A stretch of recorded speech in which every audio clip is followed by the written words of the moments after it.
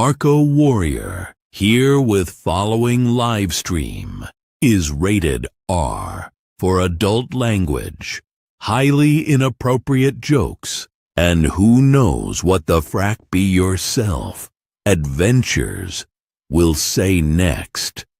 Like and subscribe.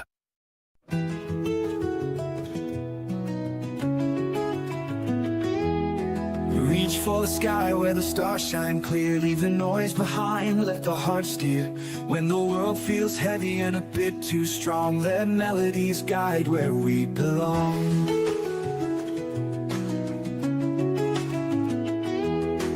Words of power rise above the tide. A song unites where opinions collide. Let rhythms echo in a boundless space, finding harmony in every face. Music over politics, let love lead. A melody to soothe the wounds that bleed. It echoes echo in a boundless space, finding harmony in every face.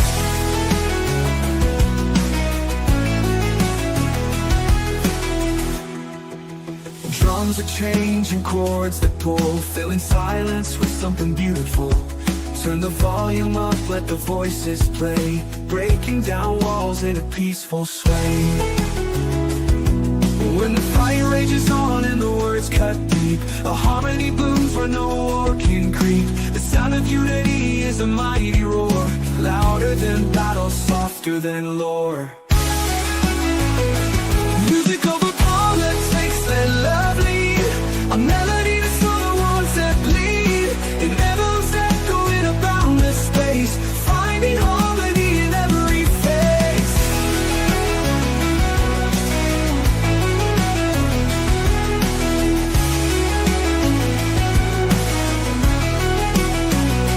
Music over politics, let love lead.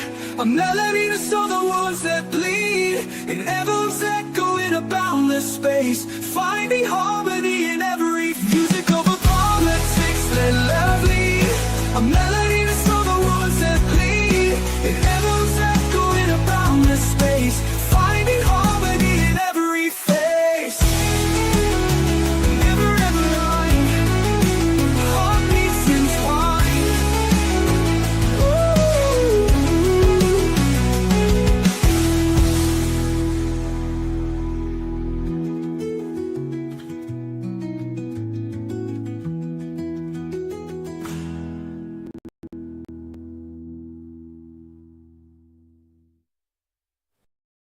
Alrighty, guys, welcome to Be Yourself Adventures. Wasn't that an interesting song? And by the way, before I get started, I have somebody that I have not seen in chat yet. This is the first time, and Stacy Newpoff, who is incredible. I am so glad you're here. On that poll, Stacy, I made it a little tough. I put the 50s, 60s, or 70s, 80s, or 90s. I know it's a little difficult, but I want to welcome Stacy in because she's been around me when it comes to the music industry.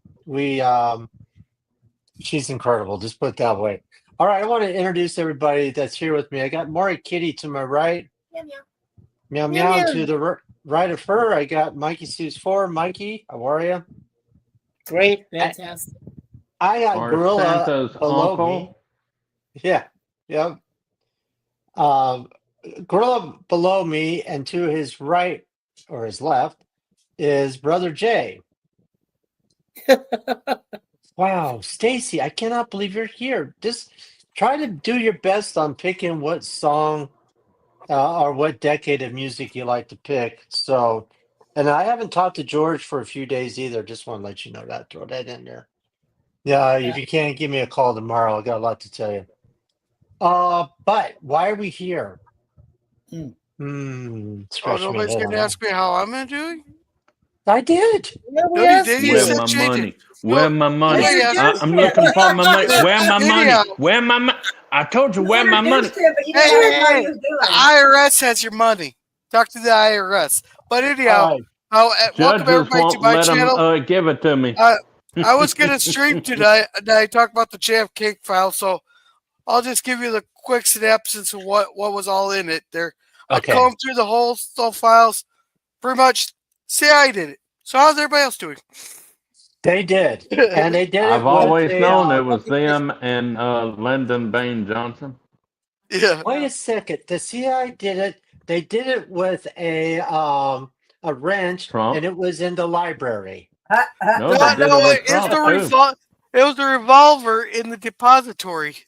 Oh, darn it! I thought it was in the library. Well, actually, it's more like a rifle in the depository, but that's all I different song. swear, I thought it was in the library. I thought Mrs. Plum or whoever did it. So for this episode of Clue here, it was the CIA with the rifle in the depository.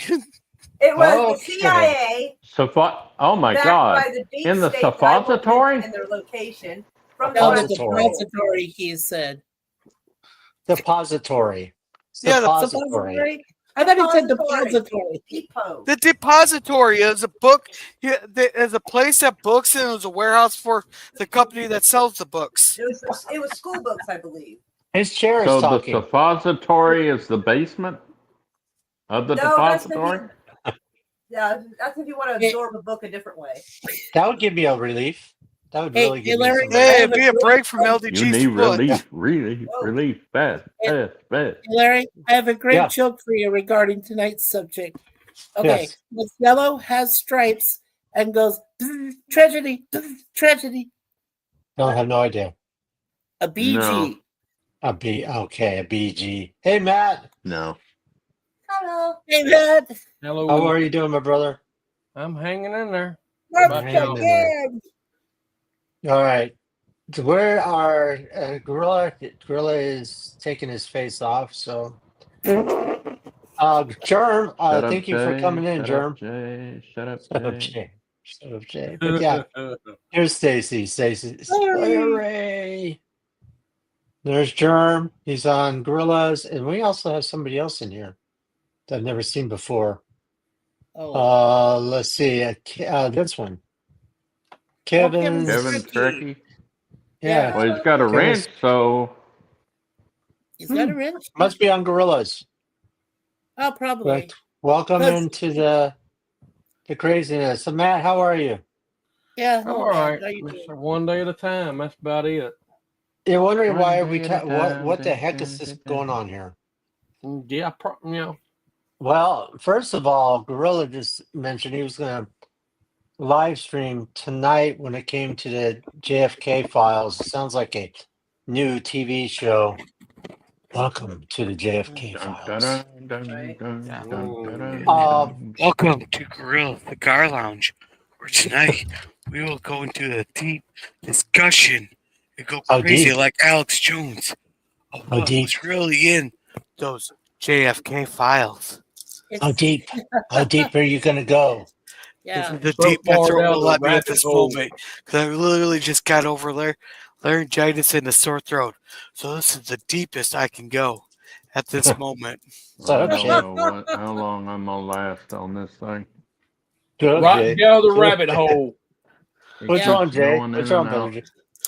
But the Oh, problem no. is when we go down that rabbit hole, we'll find the rabbit.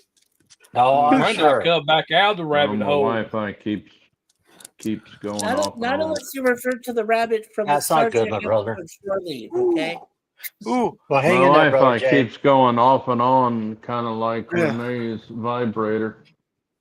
Oh, Vibrator. Wait Oh, a second. thanks for the information. And oh my God, these things smell delicious. what? Okay. I got tonight's cigar lounge. We got tropical twist. That's gonna make me start drinking. Yeah, I there you know. go. I picked a fine day to stop drinking. Yeah, One I'll day to start stop doing drinking. cocaine. I love that thing. Well, Larry, do you want me to start drinking for you? No, sure, go for it. Yeah, sure. Why not? Would Thank be you. the first time I got completely hammered on stream. Yeah, but let Well, me know. Let's go ahead, Mike. No. Yeah, no, I was going to say, I love the fact that we have Miss Moira Kitty, who's so very knowledgeable about the underhandedness of politics. And in a way, we are talking about politics and music and how the government likes to undermine the fragile minds of our constituents with music. And that never used to be the case. It used to be a total separation. What of about in the politics. 60s they did it? Yeah.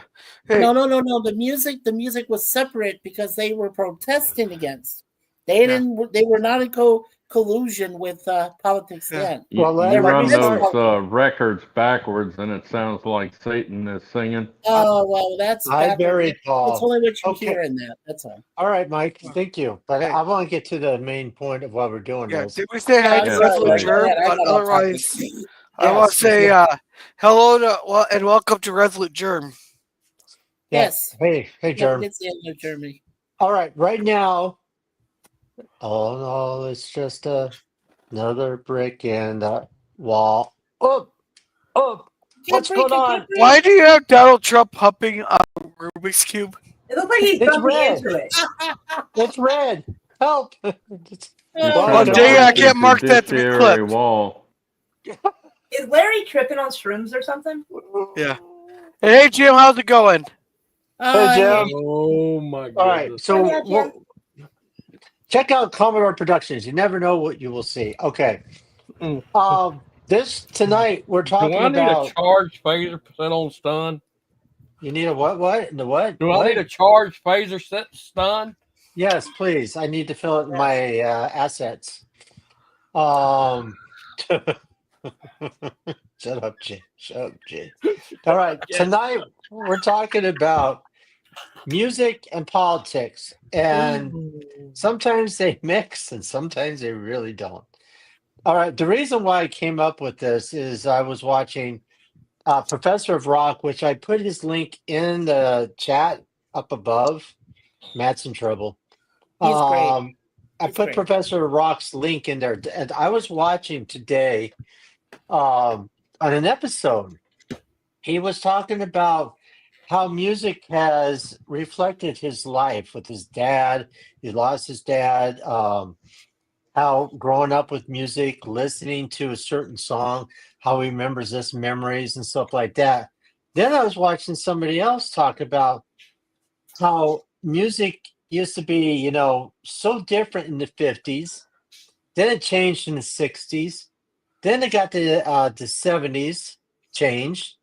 Then it got to the 1980s, which is more like the music like the Cars or Ultravox or just different types of music like that with the synthesizers and keyboards and electronic drums. And we got into the 90s to the grunge, like Nirvana and, things like that. And then all of a sudden, when we hit 1995 or 1999, the 2000 music just became stalemate. It became a hip hop DEI Sucks. type crap that, yeah, exactly. It's changed the generation from not for the better, because music. Go ahead, Gorilla. I want to. Well, I was gonna say you're saying it's music, but no, if you look at anything, I look at it more like the post 9/11 era, where I was talking about that kind of. where if you look back, you look at the 50s, you can look at everything in the house as a distinct look. You look at pictures going. Yeah, if you had a couch like this, you grew up in this era. You have a couch like this, or refrigerators, your TVs, your couches, your chairs, your tables, all distinct look. You can tell which decade it's from, like the 50s, 60s, 70s, all the way up to the 90s. But then once you get past 2001 there, seems like everything just has the same look to it. Even cars you could tell exactly which decade it came from just by looking at it. But now everything just seems to have the same look.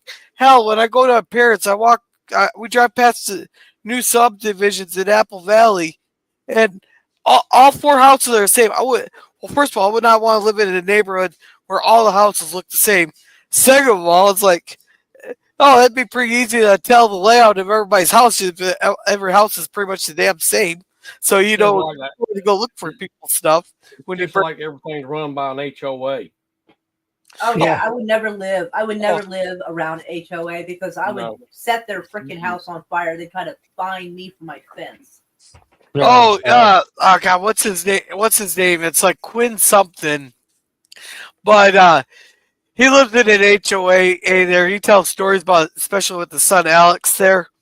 But he's getting fed up with the HOA, so him or his son's is running for president of the HOA. This guy's pretty hilarious. I seen him.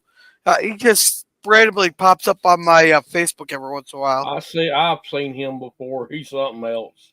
Yeah. Oh, you know exactly who I'm talking about, then, I man. think I know I think I know you're Jace talking Robertson of Duck Dynasty, him and his wife and children lived in an HOA.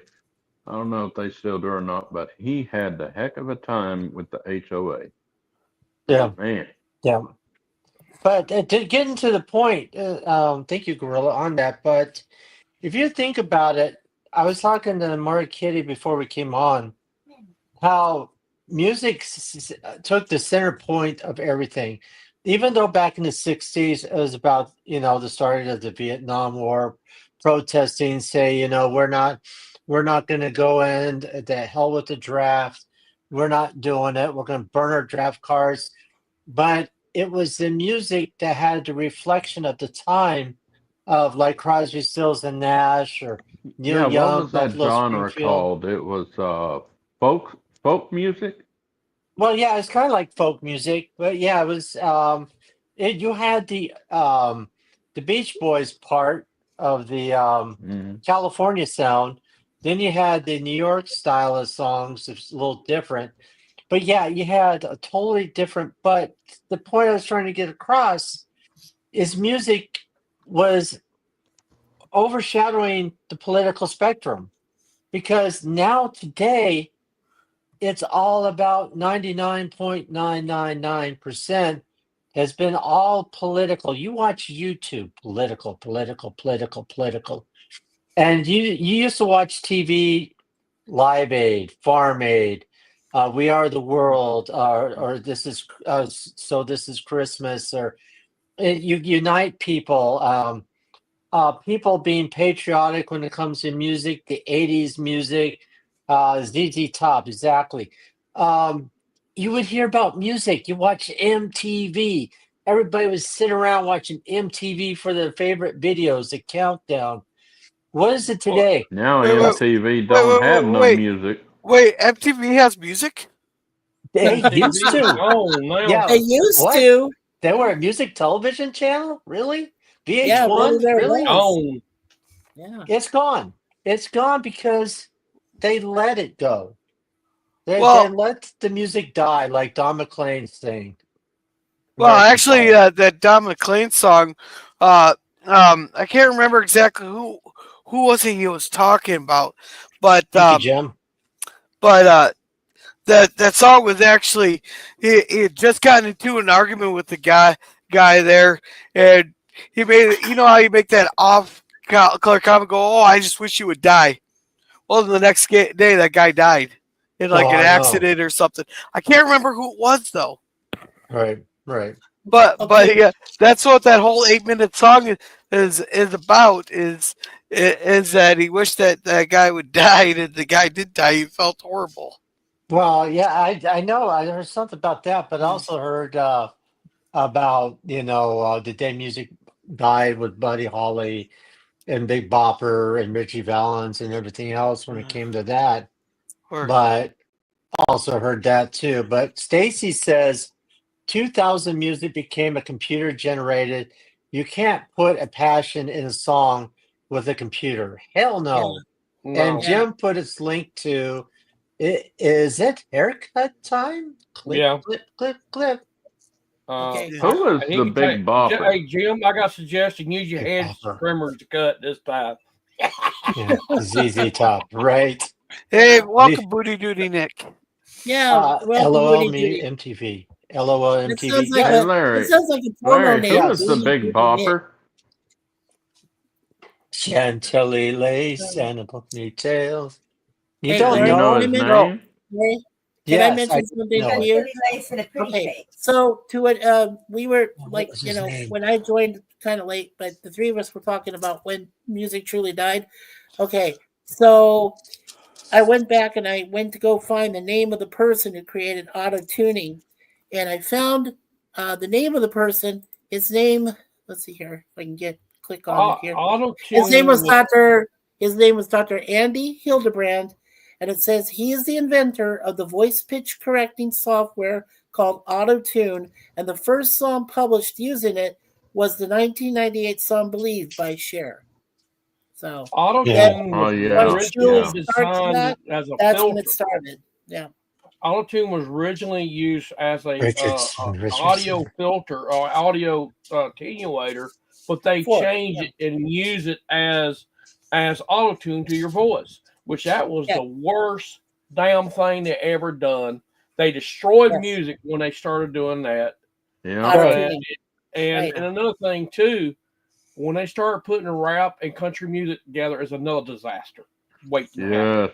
Who came up with that Richardson. brainless Richardson. proposition? I Right? believe it was Tim McGraw and Nelly in 2002. Oh shit! Yeah. Yeah.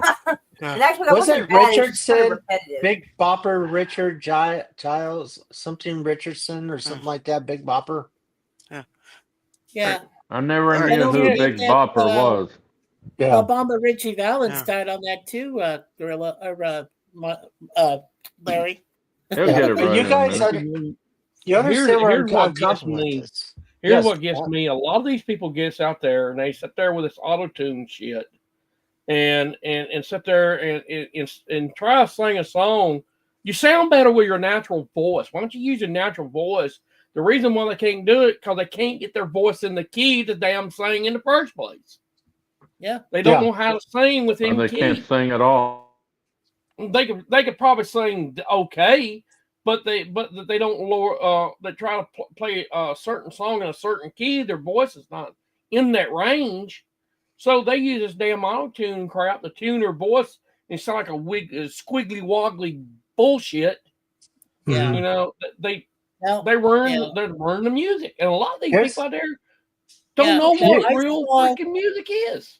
Yeah, Matt. I'd like to take a shot at this. I saw Cher in Vegas Mario? with my dad. Oh, I'm sorry. What were you saying about Cher?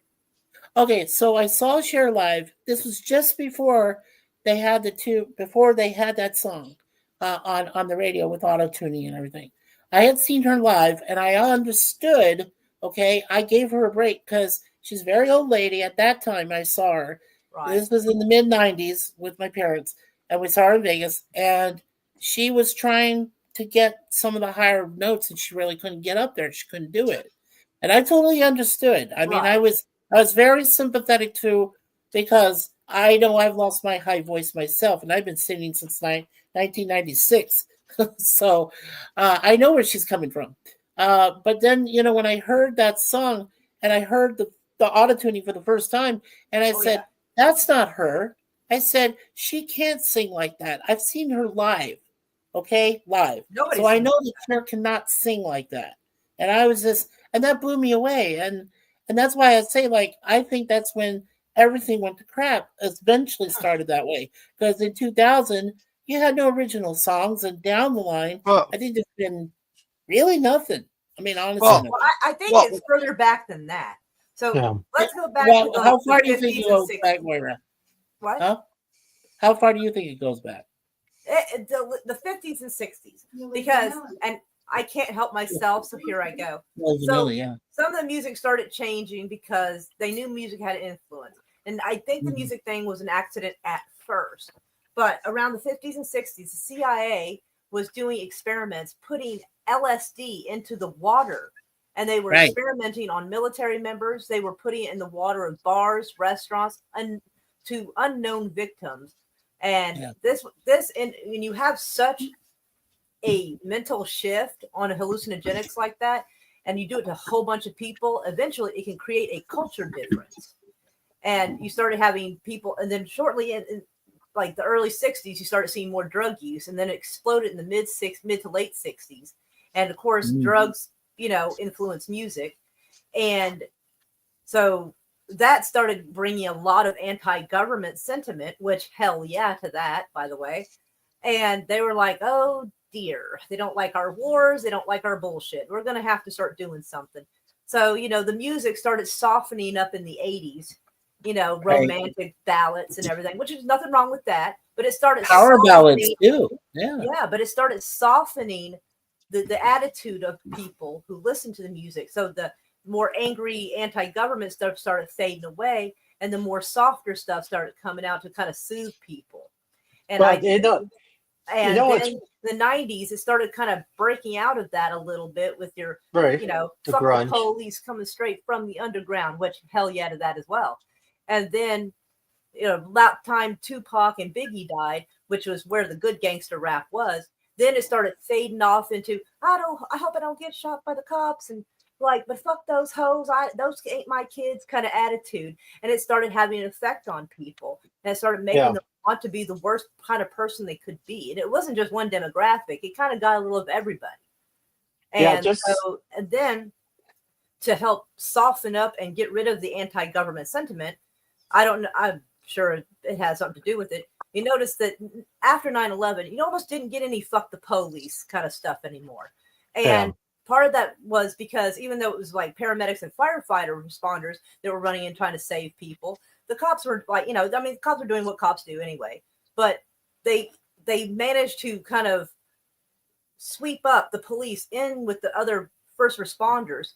So nowadays, people are licking boots harder than ever. Now there are people like, oh, the cops, yay, the good guys. And it's like, no, girl, no. Yeah. Uh-oh. But JPs. they set a situation where you hero worship.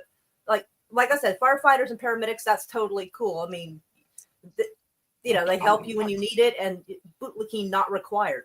But the police are basically the ones, is like basically a standing army that enforces whatever policies are in place at that time by whoever is in power at that time on the citizenry. So I've always seen them as a standing army and not the same as a first responder.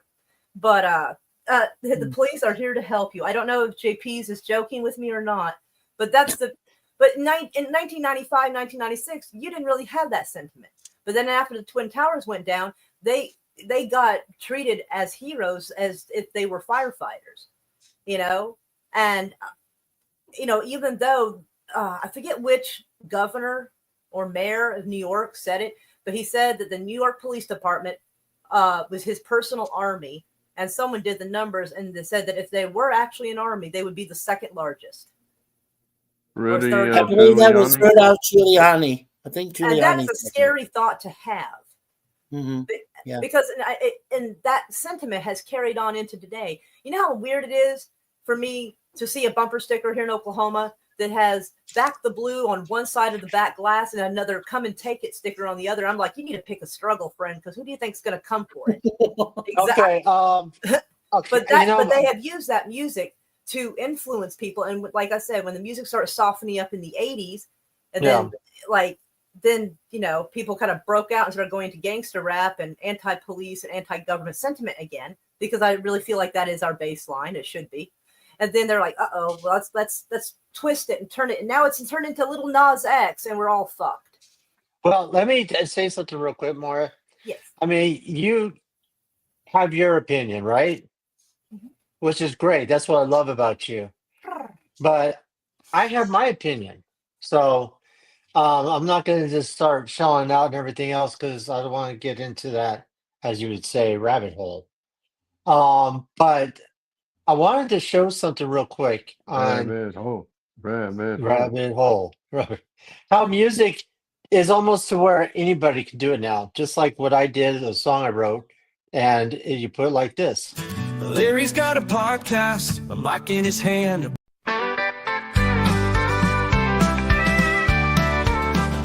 Larry's got a podcast. Like that. People could come up with a song, put it in the AI, and get it done. But this is what I miss. I'm going to show you guys this real quick. Look here. See if I can go back. Where is it at?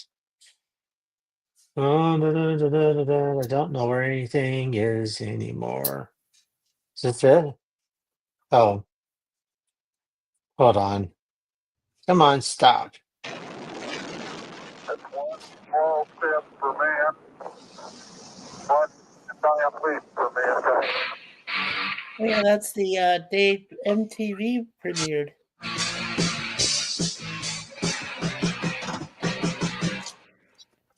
Okay, so that was you. Every time you saw that, it's like awesome.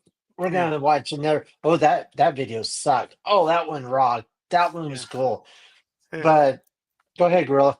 I was gonna say welcome to Oiler Greg, and I think I said hi to JP's also.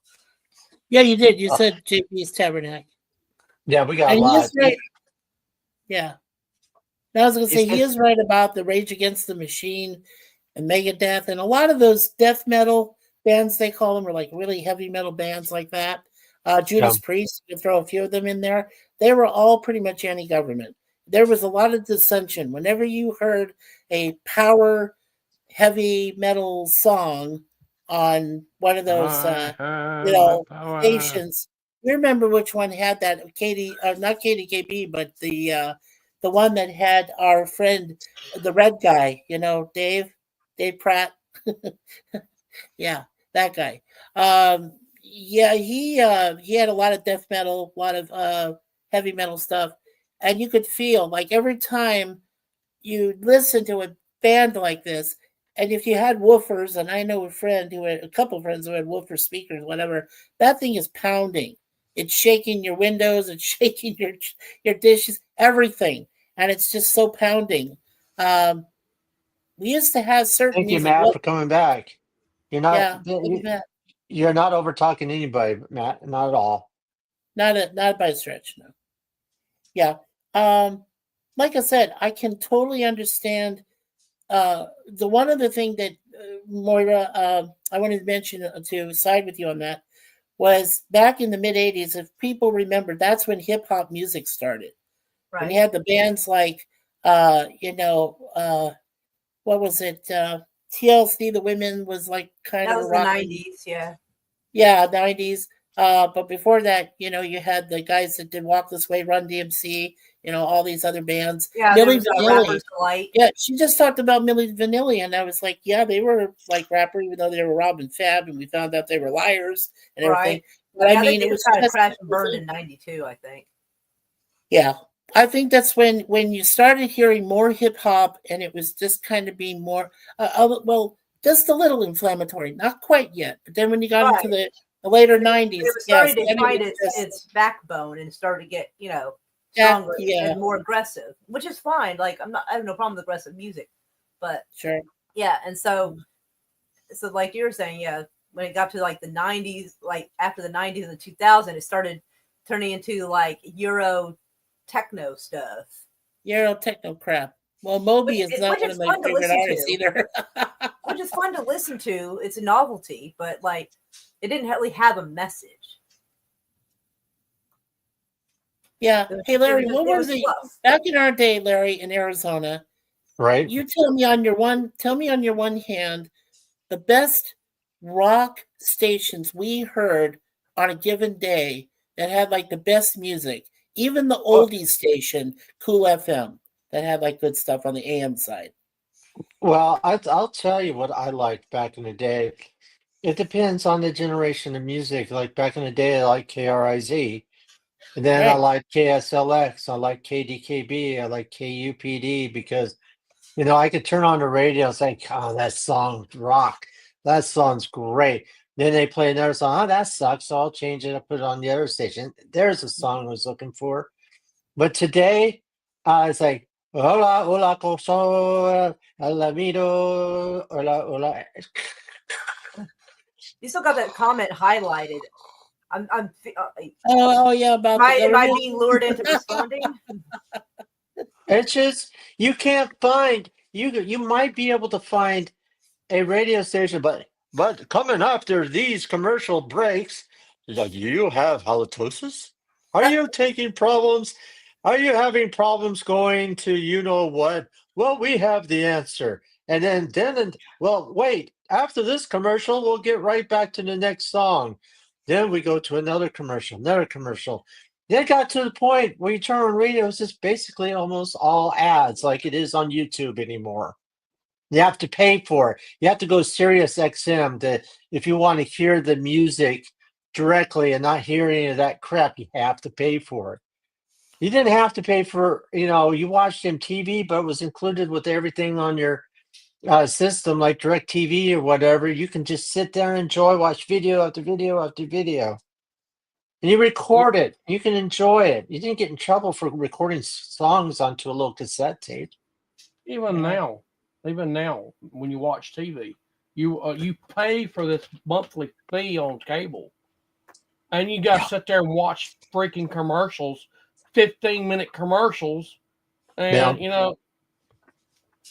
they're not even the pleasing commercials. They're they're piece of crap commercials. Wait, you guys pay for TV?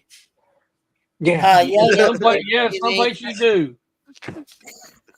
I gotta get back to the chat, guys, real quick, and then we'll get back to I want to touch on Greg's comment. Yeah, please. Go ahead. Because he said if Mozart's music was political rhetoric of his time, it would never have been very popular. And actually, I looked it up because I actually do believe that it was, but it said that Mozart's music, particularly his operas, contained subtle social and political commentaries reflecting the Enlightenment ideas of his disdain for authority.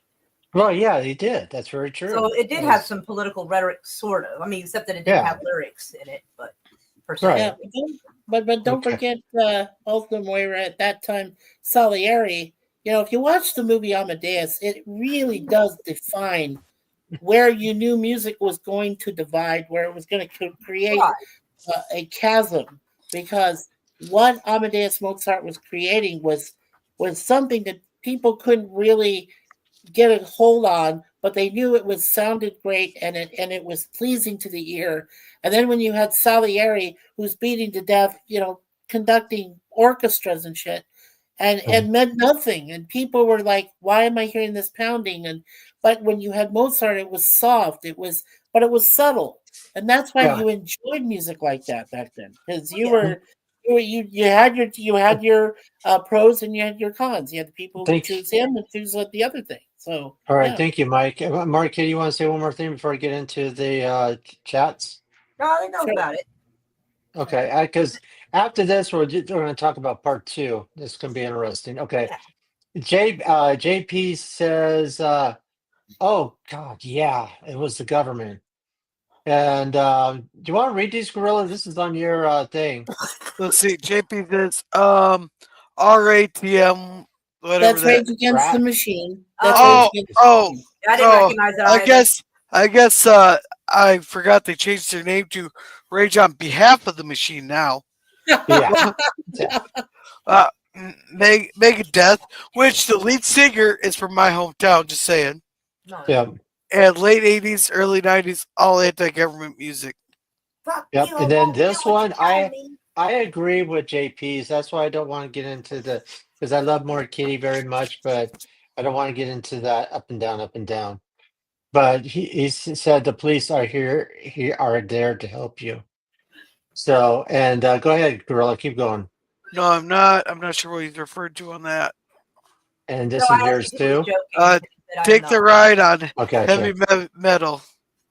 Yes. That reminds there you go. That TV series V. People they come in peace. Yeah, we come in peace. Right? See, people are so anti-police because they've had run-ins with them and we're on the wrong side of the law. Or what about the people who are blamed for something they didn't do or whose rights have been violated? I mean, maybe some of those people. It's only a few small bad apples that spoil the bunch, but it's nonetheless an issue. But then you open that apples about George Floyd, who was had a lot of issues. He was a druggie. He was this. He was that. Then he was made to be a martyr, like a god almost. Yeah, that was getting sacrilegious a little bit. That was. That's what I'm saying. That's why I don't want to go into that. Shit, like. Yeah. And what about the riots in LA? What about the LA riots with Rodney? Hold on, Mike. Hold on. Can you go ahead, Mara? Yeah, people have a tendency to overcorrect. So they were so upset about police brutality, they try to turn this guy into a canonized martyr. And I'm like, whoa, easy now, everybody. because they end up going the complete opposite. I'm like, the complete opposite is not necessary. Veer toward the middle again is about fine. You know, like there can be two bad guys in a situation. Just because there's two parties doesn't mean one's a good and one's bad. There can be two bad parties in this, and people need to remember that before they take sides on shit on some things. Yeah, exactly. All right, Gorilla, are you able to read this, or do you want me to try it? Oh, I read this one. Okay. Yeah, The next, Greg. Cheers. I'm more of a Southern rock fan. Damn right. Sweet Home Alabama. You'll notice that a lot of my songs I do use the Southern rock thing there, and I really started getting into Southern rock there with Van Zandt. You might not have heard of that band, but I guarantee you know their brother. Oh, I know, Ronnie Van Zandt and Van Zandt. Skinner. His brothers came together and made a tribute album to their brother after he died in that plane crash there, and they kind of took off from there. Yeah. Yeah, you mean with Leonard Skinner? Yeah. Yeah. Hey, Matt, do you want to read this? Go ahead. Go ahead real quick. I was talking about AI earlier, creating music. That also the creativity of people writing their own songs, writing it with the music and stuff like that. That destroys that ability. Oh, we got tools to create the song for us. It's a good tool, but take that song that it created, put it on the lyrics in the lyrics, and then write the chords to the song yourself and sing the song yourself. Yeah, and Matt, can I ask you a question? So I think you agree with me. When it comes to AI, it destroys not only your creativity but your imagination. Yep. And when you're a good songwriter, and I mean a really, really good songwriter, you have a lot of imagination, creativity, and passion when you put it into the words that you write for your song. But with AI, there's none of that.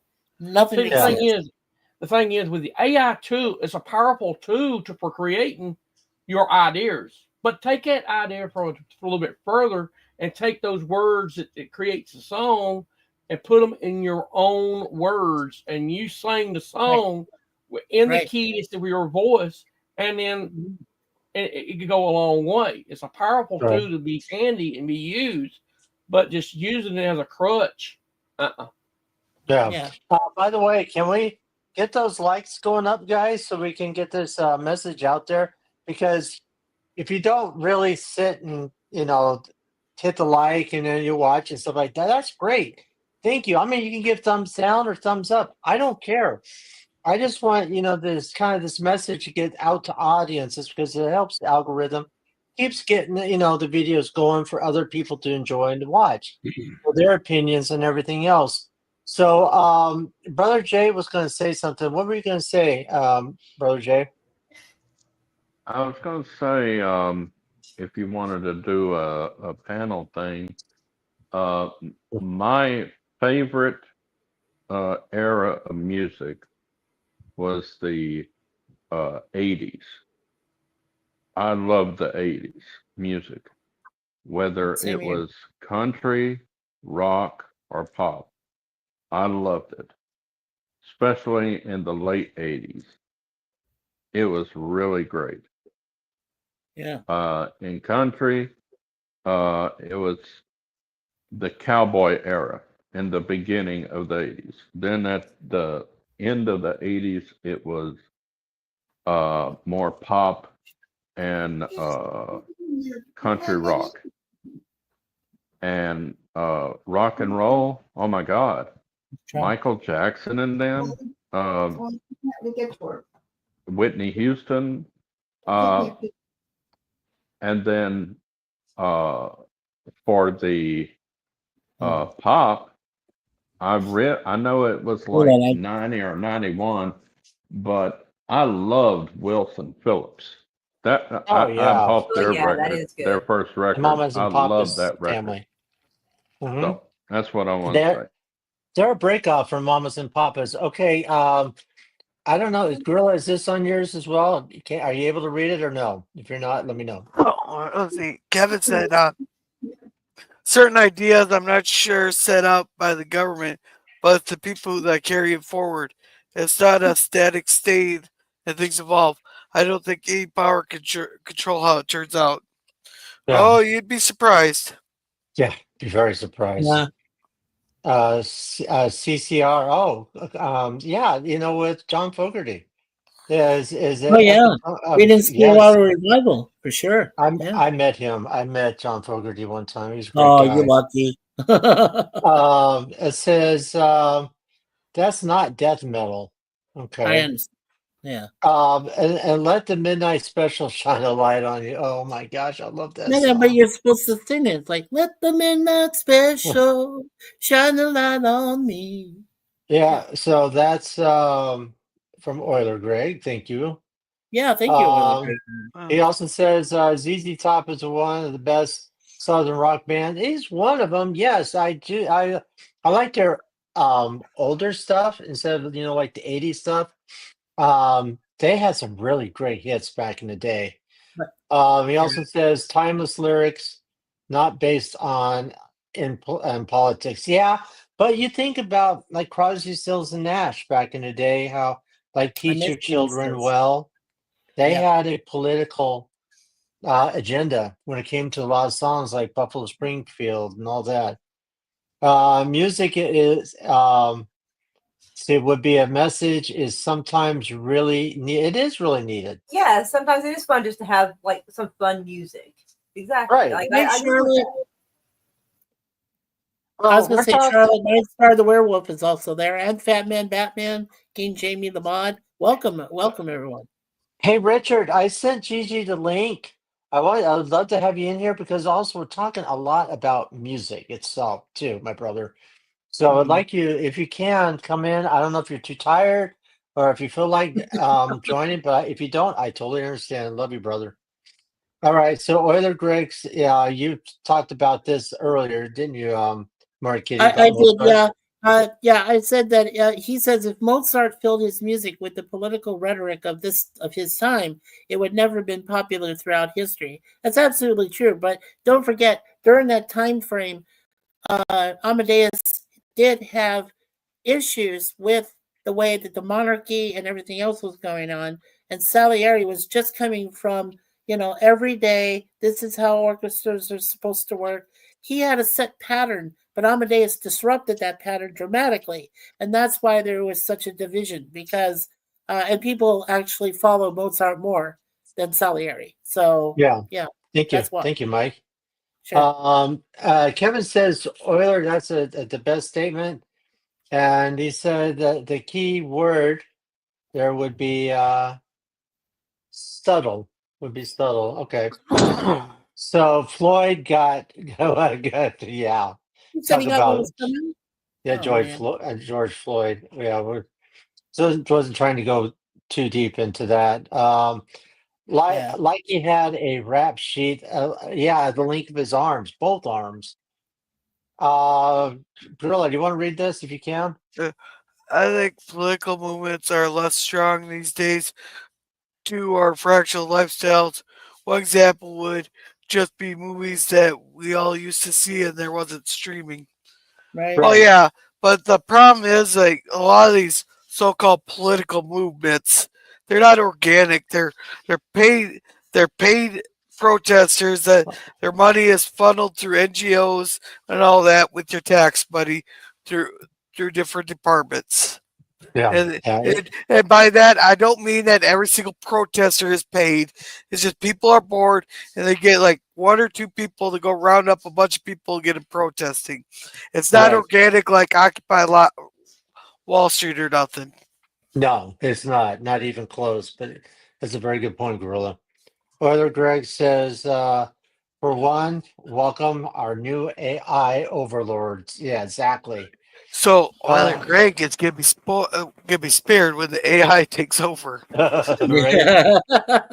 Example: how was everyone saw Star Wars at the same time? Example: how was everyone saw Star Wars at the same time? Okay. I don't truly believe that a lot of us all saw it at the same time. I know Yeah. Larry and I were there in Yeah. line to see it, but I don't think there was a whole lot of people even then who even cared what is Star Wars, not a big thing. But then, of course, when Ronald Reagan brought it to the front and said, we're doing Star Wars things and stuff, said, oh, okay, maybe he's talking about the movie or he's referring something to. Yeah, I mean, even then music was like, they were trying to To accommodate what build the Death Star. Yeah. political Vader. climate. Oiler Greg says Vader lives. Hey, I want to welcome in King Jamie the Mad. Yes. He says, The man. I don't do AI. I don't even like Guitar Hero. Exactly. Thank you. Thank Or you. rock Okay, band. here's from There's rock Stacy. I band. want to read this. Okay. My son is a musician who I know I know very well. Writes his own music for his band. If he was to use AI, he can't live in my house anymore. Good job, Stacy. Good Stacy, job. Stacy, good for you. I would really hate to see how he would react with that one. He'd say, "You don't." He would say, "Jake." He would say, to "Your son, you know those guitars that you have? Go do your AI stuff. I'll take the guitars. Yeah. I'll take them." So yeah, I would be the same way, Stacy. Yeah. Exactly the same way. And Stacy, to add to that point, let me just add this real quick. On my hand, I could count 4 people I know very well that write their own music. They don't use AI whatsoever. And their names are Jennifer, PJ, Anne Marie, and Tyler Booth. Yeah, well, And Tyler these Booth guys, does. well, he doesn't So quite use it. You told me he doesn't really use it though. He likes to no, do his own voice and stuff. he does, and I like writing music myself. I've been writing music. I actually wrote Well, a there's song 5 for a then. band. Yeah, the band I was involved with There back in you the go. '80s called Vessel. Vessel, and we wrote a song called "Reach Up." Right. But And but my point on that is that I just told you about, and including you, Larry. So 5 people. That's 5 people that are trying to save what is right now the lost soul of music. Music in right, general is lost.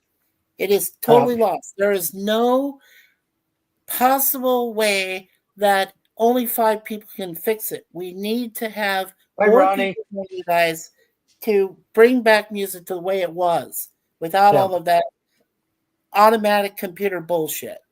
but I don't Pure and know simple. anymore. Yeah. I'm gonna get back to chat real quick, and then I want to get to the panel. Yeah, I'm My sorry, older Larry. plays violin. My middle plays heavy metal guitar, and my youngest does ballet and plays violin like her big bro. That's awesome, King That's James. totally awesome. It says, I support the arts. I do I do too. too. Richard says, so are we being political today? Hmm, I don't know, my brother. Would you like to come in? Because I sent you. Do you want me to send a link to you? Because I just send it to Gigi. And I don't know if you could just get it from her, but I'd love you to be here. Please. Let me see if I can even send it. Hold on, my brother. Let's see. How do I do this? I copy and but Gorilla, I want to hear more of your thoughts, please. I don't know. Brother. Last time I shared my thoughts with someone, I got called a twisted, demented, perverted little fuck. But no, Oh my. but Oh my. I'm sorry, I one of shouldn't have I done think that, that Gorilla. I really apologize. I think the time the music died was after 9/11 there, but when 9/11 hit there, I could name off a ton of songs that were about that day because everybody who was a writer, a singer, a songwriter, Yeah. had something to say there. There, two of my top 100 songs there are Alan Jackson's "Where Were You When the World Hmm. Stops Turning" and Yeah. Toby Wow. Keith. And if anybody know me, I'm a big Toby Keith fan Poor there. Toby. Poor Toby. Yeah, was courtesy of the Red, White, and Blue, which Yeah. which I'm kind of sad that my son doesn't understand it when we kind of all cheer when we get to that part in Toby Keith's song. We'll put a boot in your ass. It's the American way. Like Yeah. but like that song there was originally written just for the troops, and when he's saying that, there's a reason that just slows down. Down outside comes out back with that. We'll put a boot in your ass, and all the soldiers are cheering and all that. And the only reason that song got released to the public because a general went up to like one of our field generals went up to Toby and says, "You got to release that to the American people to boost the morale." It was supposed to boost the morale of the American people that they're after we very much just got slapped in the face. Right. But you don't slap us in the face and don't expect us to come back, knock you on your ass and just start pounding you while you're on the fucking ground.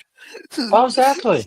Exactly. Okay, I'm gonna get back. I'm gonna finish. There's a lot of people in chat. I'm gonna be right back. I'm gonna go get a blanket. Okay. King Jamie says the band was my favorite when I was a kid. I am in my 50s. Yeah, the band, Virgil King was his name. At the night they told old Dixie down. Charlotte, okay, Kevin says, do you want me to read this, Larry? Yeah, go for it, Mike. Yeah, okay. So Kevin Strucky, well, he usually comes to our channels too. He says a lot of pop culture back in the 80s was much more cohesive. Today, everyone, one particular youth, are much more shut off from social contact. We hung out at malls. The kids may have video games, but I guess he had a continuing thought there. I'm completely in tune with Kevin. Yeah, it's not person to person, right? But it's not person to person. So the avoidance of social or societal contact, where you're going into your own worlds and you do your own thing, is never a good thing, and it hasn't been a good thing for a long time. And Ronnie's World says, I love the movie Amadeus and also the song. You mean the one by Falco? Yeah, Amadeus. Yeah, that's a good song, though. It is. There's like two versions of it. So, yeah, absolutely. And Ronnie also says, hey, friend. Hey, Ronnie. How are you doing? Love you always. Yeah. She says, hey, everyone. And you want to read Charlotte? Yeah, certainly. Miss Charlotte, Night Star the Werewolf. I always have to say that. Hey, Charlotte. Hey, Charlotte. She says, love all decades of music and genres, except most of rap, but classical music can never go wrong. Absolutely. Nope. Classical music is a staple and it'll always be there. Ronnie said, I just dropped off my granddaughters. Oh, yay. Kaya in London. Okay. Kaya in London. Yeah. There you go. Mike, you want to read yours? Hey, Larry? Certainly. Yes. Hold on, Mike. Rap has always been affordable crap, Miss Charlotte. Okay. Well, what, brother Jay? That's the late 80s. I'm not trying to change the subject. I was just looking on the internet to see if there was anything breaking news or anything. I know that Mikey and some others were saying that 2001: A Space Odyssey was one of their favorite movies. It's on Max right now. If y'all wanted to know, that's thought I'd let you know. That's funny. Nice. All right, Mike, you want to see? I read that. Yeah, I did read that. Stacey says he would agree with me. He'd move out. Yeah, Stacey, I'm not a fan of AI music. It's very creative and stuff like that, Stacey, but anybody can do it. I'm gonna just throw some words into Chat GPT. I said, tell them blah blah blah. Take that, put it around the other program, turn it into a whole song. Hey, I just wrote this hit song, stuff like that. It's awesome. Who's the singer? I don't know. Sorry, my music. You don't like my music. Well, no, I like it, Gorilla. But it's not. I love your music, Gorilla. I'm not expecting it to go viral or nothing. I don't bring that. It's a hit song. It's just I put my my thoughts with a little bit of help, and it's just a lot of fun. Yeah, exactly. That's what I did with the one I did about this whole thing we're talking about. It's for fun, but it's not like I'm going to go out and buy that CD by Take on Me or Sun Always Shines on TV or Drive by the Cars. I'm not going to go and say, I want to buy this new AI song. I just heard it on the AI station. And this AI announcer just talked about how glorious it is to listen to this song. Well, there goes my ambition to quit my job and start a music career. I'm Yeah, sorry. well, The AI killed the video star or radio star or yeah, whatever well, anymore.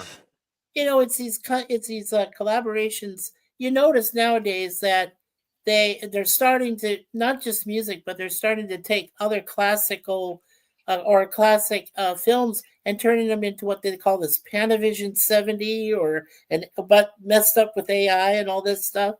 That's some scary shit.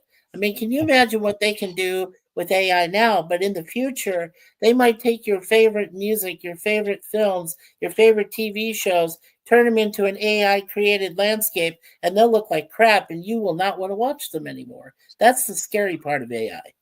The very scary Yeah, part. it's incredible if you really think about it. And I miss listening. I think the last band I really got into before everything just went to hell, and part of my language, I please forgive me, God, is the band Oasis. Mm-hmm. And they had a couple of great albums, and then the brothers, something like that, didn't get along. It's kind of like almost like the Beatles scenario, Yeah, just disbanded. You're talking about the Gallagher Yes, brothers theory. yes, Liam Liam Gallagher, and yes, Neil. Yes. yeah. Mm-hmm. How they just, they said to heck with it, and then because they I just know. had issues. But that thing is that was great music. King, the Keane or something like that song, somewhere only you know. But now there's nothing out there. Maybe the song by The Weeknd is okay, or Bruno Mars has a couple. He's bringing it back to like the '70s soul music, like the song called Skate, and my sister played it and bought the album. It's phenomenal, but it's reflecting back in the period of time when music was good back in the 1970s. That will be a great album, but it will pass. Then you go back Mm-hmm. to this hip hop crime, whatever type gangster music, as they call it. Well, So, and oh, look, Rap. hey, Batman and touchdown! Ow, my GG. shoulder! Welcome. Oh, my shoulder! Yeah. But I was Oh, Hey, gonna no doing that. hey, Batman, how's it going? Why oh, you do that? gosh! Hey, Okay. hey, my brother. You Hold Hey, ain't on. hey, hey. done now. Now, Go take now your I was gonna pill. say there's yeah. Now I was gonna say there is a light in the darkness. Now, just recently, even though the Beatles are really down to maybe one, possibly two people, depending on your point of view and your conspiracy that you follow, they did Now and Then. Now and Then did win a Grammy. And this band has been a band since 1962. Well, even before that, when they did The Quarrymen. So for that to hit the way it did, the way that it hit home, because people said, really, this is the Beatles. And Peter Jackson, helped out, of course. And there was some AI involved, but not as much as you would think. Okay, if you watch the documentary, there's at least two documentaries on YouTube that explain how much was actually used. And it wasn't a lot, but it was Yeah, just enough to make sure that everything meshed together and sounded great together. And now yeah. it's actually my only good song I enjoy in the 2020s is Now and Then by the Beatles. And Well, that's their there you last go. big hit. Yeah, Yeah. it's the last song, but yeah, that's very true. Oh, thank you, Mike. Larry, Sorry. Oh, Larry, yes. Yeah. somebody write this down. So if Larry wants me to say a prayer tonight, please remind me to pray for the family. They haven't identified who it is yet, but a 3-year-old was just found dead in a grassy field Oh no. Oh no. in our Seriously? area. Oh my Yeah, gosh. Yeah. Oh, off of geez. Yeah, I will. 165. I will Yeah. remind you. I'll Yeah, remind All you so right. next time. Charlotte says I use AI sooner, just like our friend Gorilla does. The only way I can make music since I don't have the equipment and can't afford the equipment. And I told her, and I responded to her saying, "Yes, I totally understand your situation, but we know how multi-talented and creative you are, Charlotte, and we love you nonetheless. We know you'll get around that." And she does write But her own lyrics though for it. Yes. Well, She yeah, does. that's great. Sure, I totally understand. About I was just trying to say, if AI didn't say 5 years ago or what have you, 10 years ago, with this AI didn't be out there, and you wanted to write songs, or even back before computers, write it down on a piece of paper. I'm going to Right. write that song out, and maybe I can comment or come up with somebody that can actually play that song, which is great. But you're having fun. I understand it. You enjoy it and everything else, which is great. But That's you're not, unfortunately, somebody's not going to take it for right now. God forbid they say this AI song wins a Grammy. I hope it doesn't come to that. I really don't, because it takes away the talent of the human soul. The human mhm. soul is one that God's greatest gift it gives to people, to have the voice of music, to be able to play the guitar, play the bass, play the keyboards, come write the music, come with the feelings Right, of a song, just like Little River Band, Reminiscing, or If You Leave Me Down by Chicago. It just goes on. But I want to get brother. I want to say this real quick.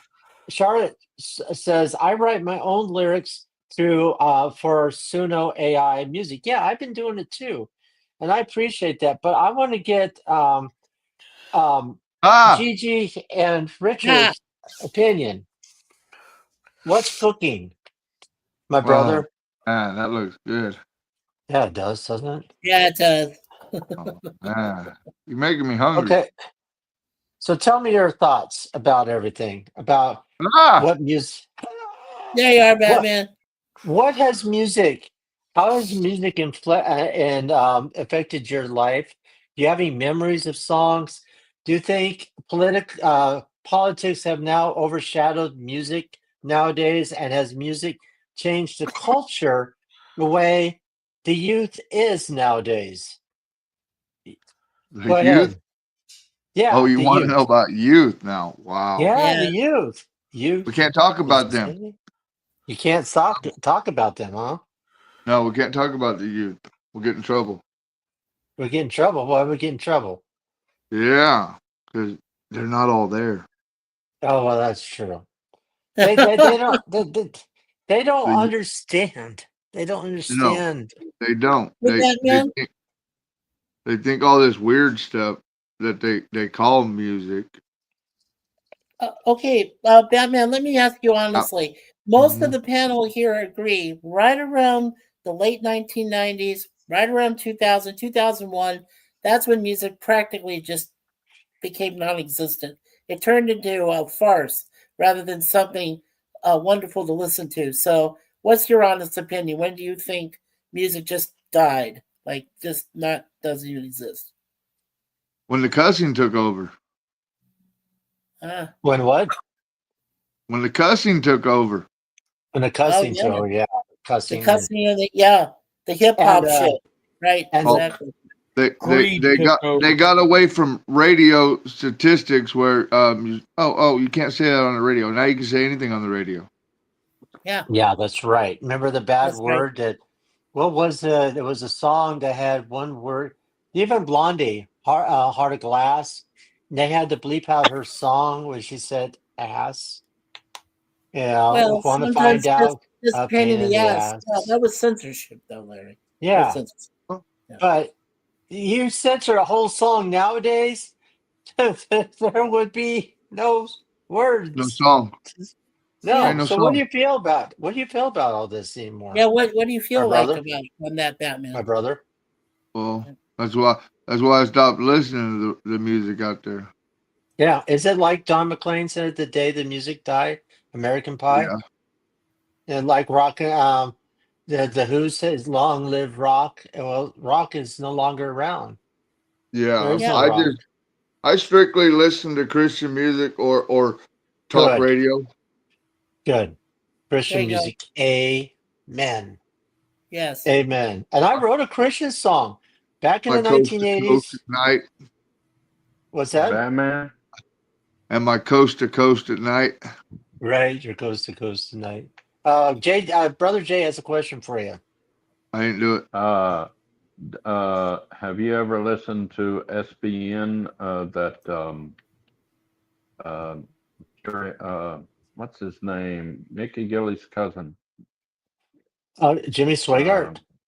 Jimmy Swaggart. I always want to call him Jerry. Jimmy Swaggart's channel. I love the music that they sing.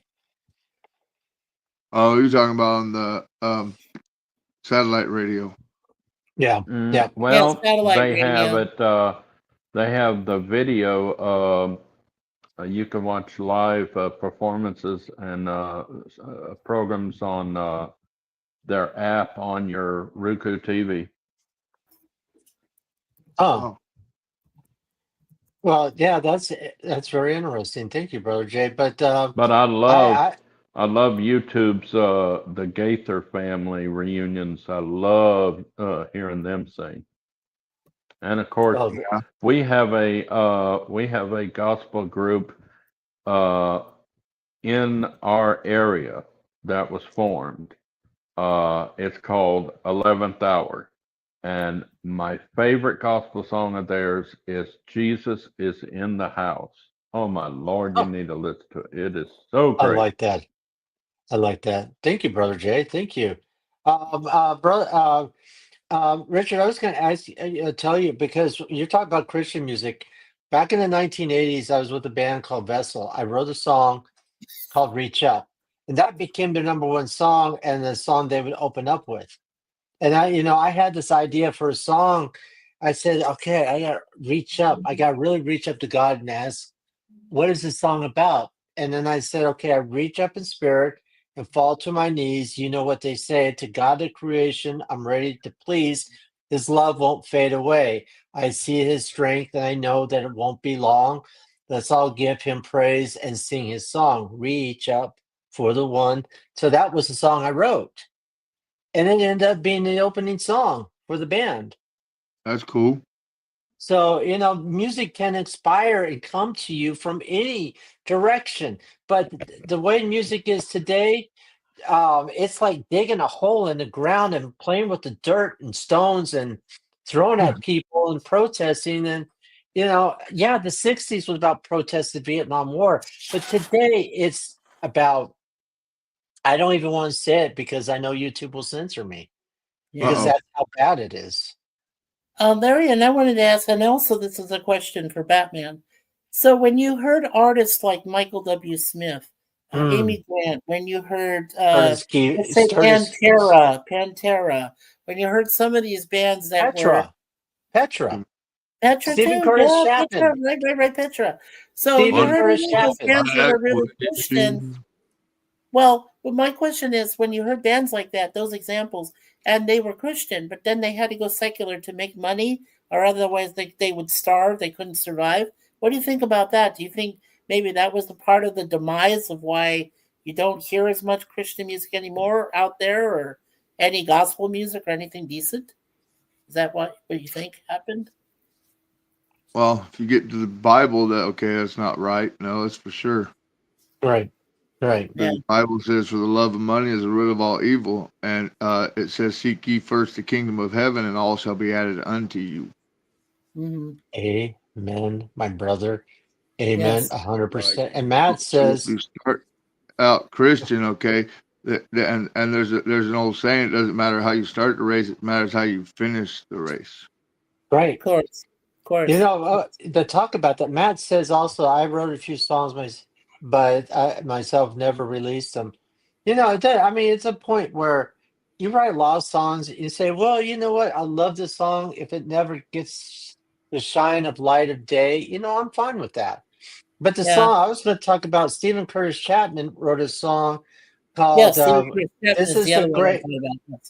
is the Great Adventure, and it charted on the pop Billboard charts, pop charts, everything else, and people don't understand. It was a Christian message, and they mentioned in the song mentions Jesus and everything else. This is the great adventure, and it was phenomenal. It was on secular and Christian stations.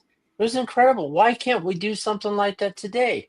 That people on both sides say, okay, this is great for this is great for that, like it was in the 80s, like Striper, all these songs were just making it big, like The Hell with the Devil, Honestly, and things like that. My eyes bother me. Sorry, guys. Things like that. Well, I had a question for Well, it's Matt. like So, Matt, Hold on, I yeah. just like. I was just, I was Brother just Jay. going to ask Matt a question, Jay, but maybe it might be the same one you're asking. So I was going to ask Matt. There were some songs you said you wrote, but you never released them. I know there was at least one or two I maybe wrote back in the mid '80s myself, but never released them. Was it just out of fear, or was it just the fact we didn't think we could compete with the other kinds of music, the different genres at that time?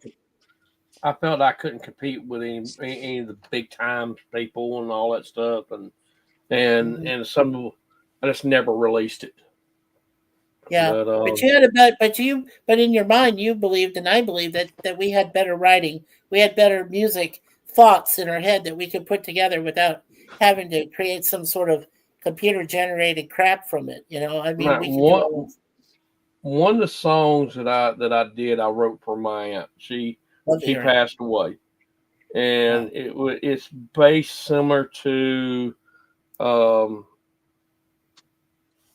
Stop Loving Her Today, but it's used the same chords, but it's just a different lyrics. I will always love you, which is it's the same, almost the same way some of the lyrics that other song I will always love you, but the lyrics are different. And I just figured there's already one out there. Why should I even bother? Yeah. I wrote it, but I wrote this song for her. I wrote the song for her while she was on her deathbed. And I went in there with my guitar and I played that song the day before she died. I said, "This song is for you," and she loved it. Yeah. Wow. And see, that's incredible, man. Yeah, and she loved it, and she said, "I wish I could get up and play the music with you, but I can't." Yeah. And I said, "It don't matter." I said, "I'm doing it for you, and that's the reason why I wrote it." And I've done that song a couple times at the Moose Club, and it brings some tears to your eyes because it meant that much to me. Yeah. And every time I try to do it, it just brings me to tears. And there's another song that I really like. It's "Open the Eyes of My Heart." I like that. It's Michael J. Smith done it, and a couple other ones done that song. Michael W. Smith. Okay. Michael W. Smith. Yeah. Yeah. He's done that song. It's interesting. Thank you, Matt, for that. It's a great perspective. Music great is story part of, too. Yeah. Yeah, music is part of our soul. I'm gonna get back to the chat real quick. Electronic music is music. That's what JP says. Mike, you said, do you want to read this? Oh, sure. I said, I know your situation, Miss Charlotte, but we still love you nonetheless. We know that you'll be able to bring us into a new age of better music. It was what I was trying. Thank you. And Orler Greg says, I'm sorry, Dave. I'm afraid I can't do that. He took from 2001. I'm sorry. Oh, okay. And then, do you want to read this? Yes, certainly. Charlotte says, my AI music videos are only demos, and I will get a real band together someday and a singer. And I did say that I would love to attend your very first concert, me and Suzanne, when you do a live concert. So There you go. And really comparing Oasis to the Beatles, come on the Beasties, like Beasties. I know the Beatles were broken up by Yoko, he says. Yoko. Oh, yeah. Well, Yoko Ono. Yeah, exactly. But it wasn't all her fault if you believe any of the stories. Come on, it wasn't just her. Greg says blankets for everyone. Yeah, thank you. Mike, you want to read yours? Yeah, certainly. As I said, when that happens, we'd love to attend your band's first live concert, Charlotte. Absolutely. There you go. Yeah. And Stacy says, Nietzsche. Yeah, Nietzsche says, without music, life would be a mistake. Boy, that's a really good statement. That's a great quote, Stacy. Absolutely. Thank you, Stacy. I'm so glad to see you on here.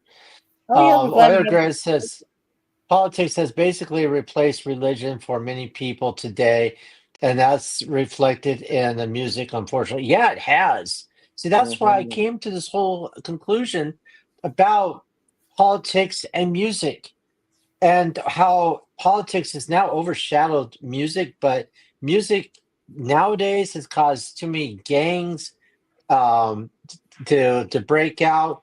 They think that's the way we should live. That's the culture we should live in. You know, you have a right to, their right to protest is going breaking into buildings, burning things down, putting this crap in songs, getting people to enjoy stuff like, where is the thing of real human beings, us, our soul, our life, our love for music, our expressions, but not expressions of hate, not hate, Yeah, pain, yeah, misery, yeah, depression, evil. We don't need that. Mm-mm. yeah. We've had it for too long. And I agree with you wholeheartedly on every single point you made there, my brother. At a time that Larry and I were together and we were listening to music, music meant something. Whether it Oh, was gee, about thank you, love, Michael. whether it really meant something. Whether it was about love, heartbreak, friendship, compassion, it Yeah. meant something, and we were able to understand the words. We were able to know where we were when certain songs came out, like for example when Sting back in 2001, speaking of when music probably completely went to shit, he did rewrite his song Fragile that he had on a previous solo album that he did after he left the Police band, Mhm.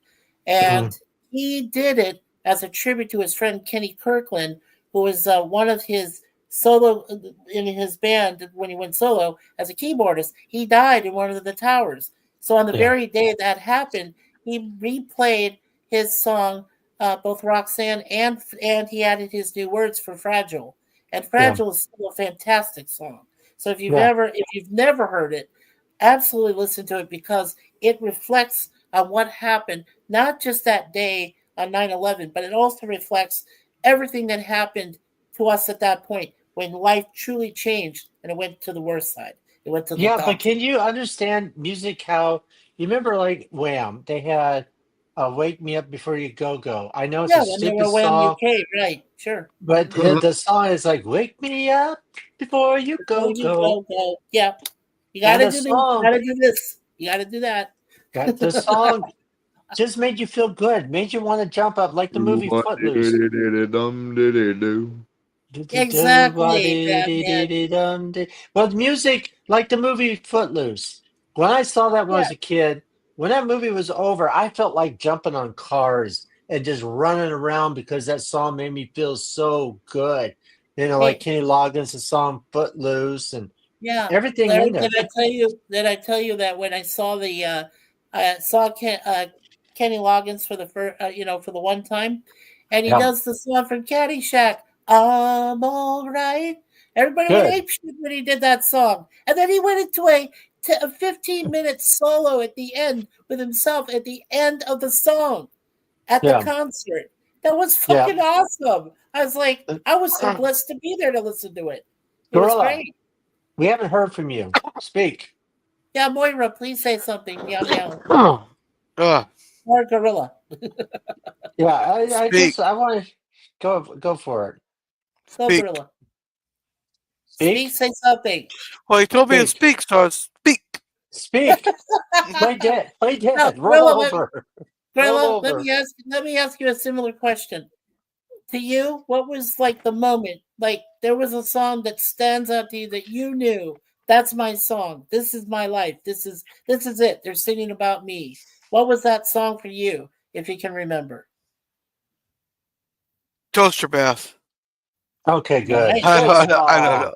I don't know. I don't know. I listen to all kinds of music there, but but like the only like artists I've really subscribed to besides like Charlotte's music there is Tom McDonald. Yeah. Okay, cool. Well, there you go. Yeah, Well, you gotta listen to. I Sorry. love the songs like Emerson, Lake and Palmer had a song called Lucky Man, and I would throw it out right now, and probably about 80% of you would not know the song. They would know songs like, maybe from the beginning or Eye in the Sky, or different songs from Emerson, but they would not know Lucky Man.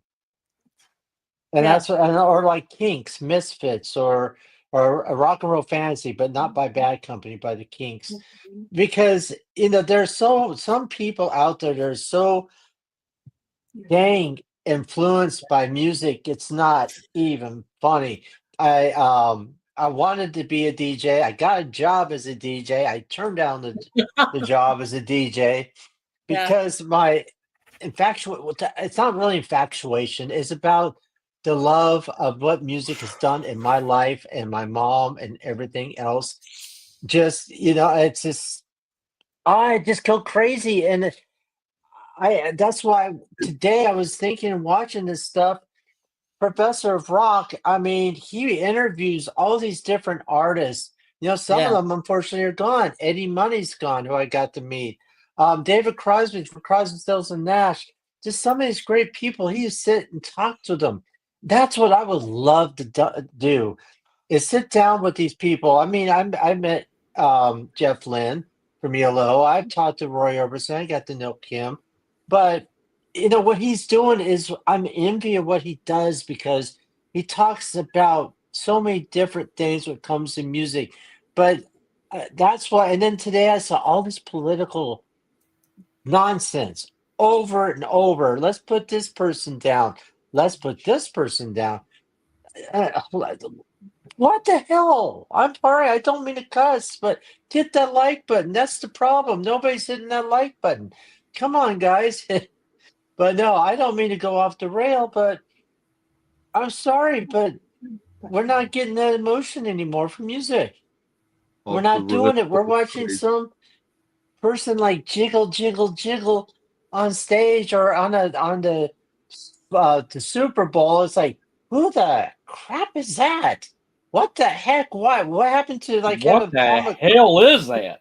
Yeah, I what was happened? watching. Larry, I did Brent. refresh. You do have 10 likes. You have 10 likes already. So I Oh, did thank refresh. you. Thank Yeah, you. no Well, hit the problem. like button. But I'm serious. What happened, even like when Prince was there or stuff like that? Now they get this. I don't want to say it. I really don't want to say it. But because I know I will be. Yours, right? Anything. What's that? Oh. Yeah. Oh no, I was. But We were just for a I moment. click a like for you. Yeah, she clicked the like, but we were just discussing that. I know that Thank you. everyone here in the panel does have a particular song that when they hear it, it automatically Like Lucky matches. Man.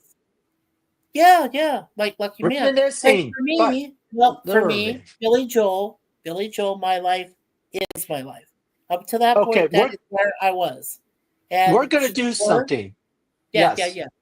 yeah. We're going to do something right now. I'm going to start with Maury Kitty. Maury Kitty, meow.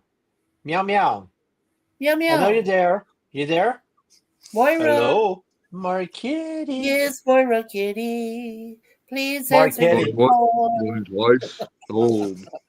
Okay, Maury Kitty, I'm gonna when you come on, I will get to you. But I'm gonna start out. I wanted to start out with ladies first, but I'm gonna go with Richard. Richard again. I know your meat is shining right in front of my face. You scared me. I'm sorry. Shut up, That was Jay. but it was your Shut meat, up, your steaks, and There really goes the deep in your negative. heart. I'm gonna say it real quick. What song inspires you? Boom. Inspires me to do what? Yeah, Sleep? your memories of your memories. What song do your you just memories love to sit passed back on and to listen you. to? Yeah. That comes to your mind that you think, oh, I missed that song or this. Wow.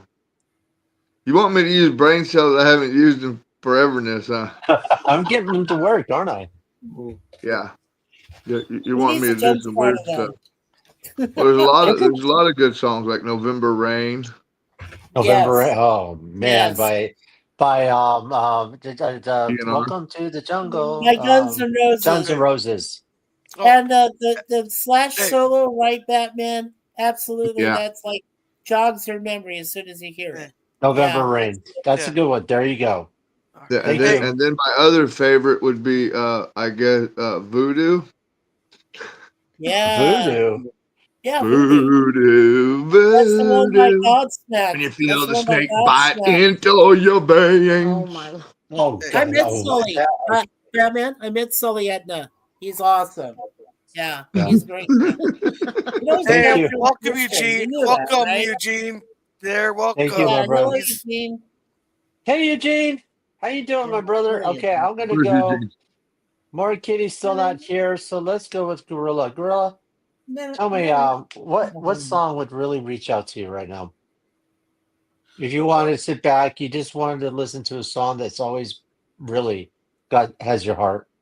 Yeah. Gigi I know you said, "Pick mentioned me, Tim. pick me." Castles or Church, both of them are by Tom McDonald. Okay. There you go. There you Tom go. McDonald. Yeah. And Larry, do you want to ask Suzanne? She's here too. So do you want to ask Yes. what her song is? Okay, Suzanne. My song is from Bob Seger, Against the Wind. Oh, there you go. Against the wind. Okay. That's Yeah. a good Gigi. song. Gigi, Oh, what's yours? Hey, Gigi! She's alive! hi guys. Hi, I was babe. What's fixing. up? I'm in here cooking dinner. I'm giving you a hug. That's Okay. right. You look gorgeous. Diane's thank cooking dinner you. too. Hi to Diane's cooking, everybody. Diane's cooking tacos Love right you now. guys. Oh, that Yeah. sounds real good. Yeah. Gigi, what's the song that stands out in your heart? Whenever you hear it, you're like, Because I've got to I it again. do have an excellent one. I think it is. I can't wait to see a response here.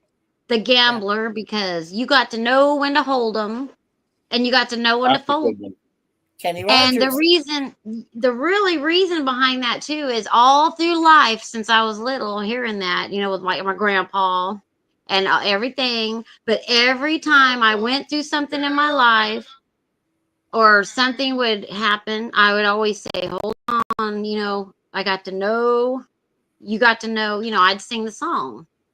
You got to know when to hold them and know when to fold them. No way. But I took that through my whole life, and still today I do that. Now that to me is a song worth holding on to. Yeah. Now, Gigi, Yeah, do you have a married song with you and Batman? With me and Suzanne, it's "I Am Happy to Be Stuck with You" from Huey Lewis and the News. Oh, jeez. That's our song. Oh, my. I told you our song is Voodoo. It is? Godsmack. Not really. Not really. It's a not joke. really. It was Come a on. joke. That was a joke, really, huh? When that came about. That's a joke. The first time she ever heard that song was in the dark. In the dark. Billy Squire, In the Dark. In the dark. So yeah, You should tell them about it. Voodoo's a big joke. Whoa, what? That vitamin drink. Oh no, I'm gonna talk about them old people in the grocery store. I was inspired. She was inspired by some old people in the grocery store. Well, we're old too now, so Okay, but that was 20 years ago when we were still thought we was young. We wasn't even young then, we'll but tell them real quick. okay, we was shopping, and this, they got that what is it? It's not really a vitamin drink, but it is. It's like all kinds of. It's called Naked. Wow. The fruit drinks and stuff, kind of like Bolt House. It's all raw vegetables and stuff in a drink. Well, this old lady picked up this bottle, and she said, "Oh wow, I'm gonna get naked tonight." And her husband goes, "I hope not." They were like 80 years old. Are you serious? Shut up, Jay. Yeah, her husband goes, "I hope not." But she was talking about that drink she picked up. Yeah. That was real cute. Oh my gosh. She had a drink on her mind, but he didn't. That's funny. All right. Thank you guys. I appreciate that. I'm going to go with Matt right now. Matt, tell me. I'll tell you an older one now that a lot of people probably don't remember is Rhinestone Cowboy. Oh, Yeah, by Glenn Glenn Campbell. himself. Yeah, Glenn Campbell. Yeah, Wrote that Glenn song. Campbell. I remember I that song when I was a kid, Oh, and I'm that old. I met him. When he was Yeah. 18? I don't know when I was 10, 11, 12 years old when I heard it. That's a good one. And also some of Charlie Pride songs. Yeah, Charlie Pride, good stuff. Charlie Pride. Mm-hmm. Yeah, and back then you heard music that you don't hear now anymore. Yeah. No. You don't really hear anything good anymore like that. CCR, you don't hear them that much, and hardly ever. No. Have you And heard, you don't have hear you seen really, Rain? you really don't hear Hold good on, Mike. original lyrics either, Matt. So yeah, absolutely. There's a lot of old songs that you hear today's music. It's don't have the feeling like your old style music. Music ain't got the same soul. For me. Yeah, that like it one the old time rock and roll. The old time rock and roll had to feel, but this new stuff just don't have it. Right. Well, thank you, Matt. I appreciate it. I'm gonna get to the chat real quick. I hope Stacy can come onto the panel because she's in the music industry, and she's like, "Is this for chat or in general?" Hold on, I'm gonna respond to this. I want to go with Mark Kitty. Are you still there? No, Mark Kitty. Okay. Marky, wake up. Brother Jay, tell me what music inspires you. Conway Twitty. And I do have a special guest going to be joining. There is This is how professional I am.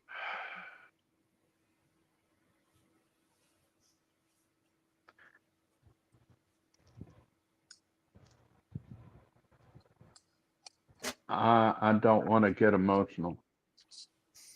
Hang in there, my brother. Hang in there. That's what music does. My funeral song will be I'll Sail Away Home. Oh no, really? I'll sail away home, I'll sail away home. I'll leave this world behind. I'll sail away home, I'll sail away home. To heaven I will climb. Amen. Amen. I love that, Oh, my I brother. can hardly wait to step inside the gates, see Jesus on his throne. Oh, Wow. From heaven's open door. I can't remember the last, but I'll sail away home. And for Renee and I, we just found a new love song that we dance to all the time, and it's from Charlotte Nightstar, the Werewolf. Your WOU' version 2. We love it. And the last song is the song that brought us together, me and Renee. And that's Conway Twitty's Private Part of My Heart. Y'all need to desperately listen to that song. It's on YouTube. It is the greatest love song ever, with the exception of Charlotte Nightstar, the Werewolf's Your version 2. It's right up there. Thank you, Brother Jay. I appreciate that. Now I got a special guest, guys. Right now, I'm going to introduce you to everybody. To you, Stacey, are you all prettied up now and everything? There she is. She's all prettied up. Hey, Nathan Newball. Hello. So let me introduce you guys to her. Stacey, actually, you know what? Introduce yourself, please, everybody. You ready? Stacey, can you hear me? Yeah, I can hear you. Can you hear me? Yeah. Introduce yourself. Introduce yourself, please.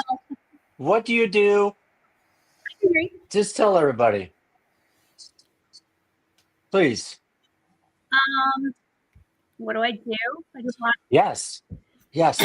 Let's see. I met. Well, first of all, let me say I met Larry on an airplane when I was trying to sleep. Yeah, tell the story, please. Yeah, go there. Tell them the story, please. Yeah. Sleeping on the I had been at a show. I had been at a show. Hold on here. I had been at a show until probably about 3:30 in the morning, and I got on a plane at 6 in the morning to go see my mom in Arkansas. And Larry happened to sit next to me, and I had my headphones in, I had my hoodie up, I was trying to sleep, and he was talking to me, and we ended up talking until we landed in Dallas, Fort Worth, and then he went to Nashville and I went to Arkansas. Found out we knew a lot of the same people, all that stuff. So that's how I met Larry.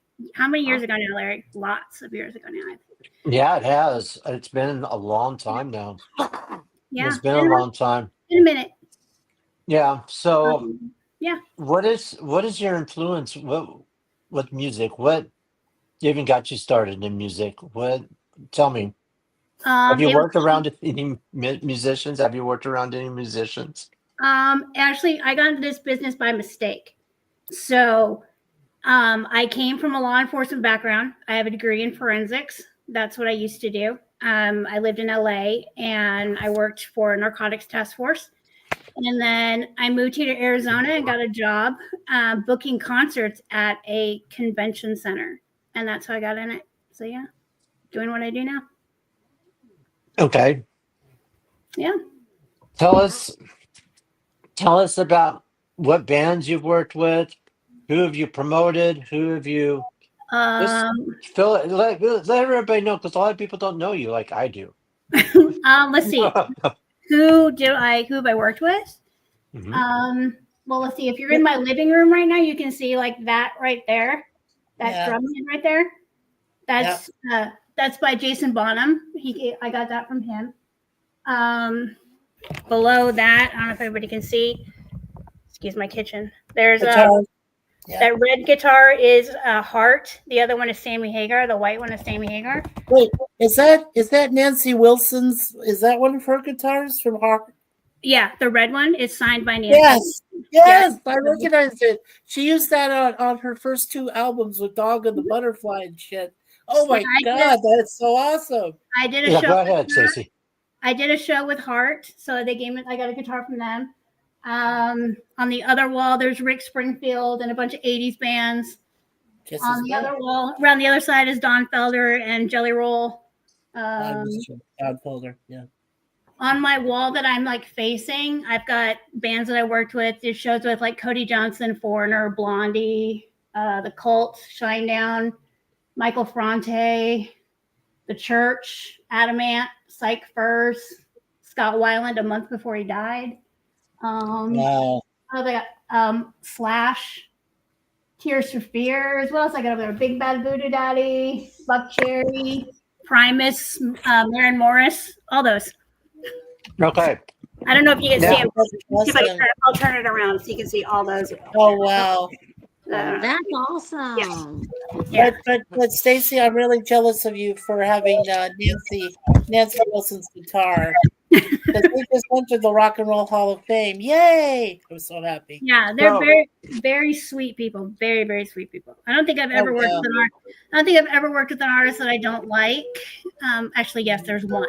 But I will never do it. Who was the one that you know what I know who it is too. Who's the one I didn't like? Yeah. Vince Neil. That's the one we talked about. I worked with. Vince and Neil. You worked with. Yeah. We did a show with him and he was screaming at everybody and I called him a toddler. And yay. He refused to go on stage. I said, fine, you walk your happy ass out on stage and tell people why you're not going to play on stage. Because I'm not going to do it. He called me a few colorful words. I said, nicest thing you've said to me all day. You can either go outside and do that, what I told you to do, or I'm not doing it. Sorry, no show. And then he said, fine, I'll go do it. And I said, fine, I'll sign your check. So he was happy after that. Remember, I told you about when I worked with him. Yeah, he didn't realize I was the one signing his check for the night. So. Oh, really? Balance of That's a zero. great story.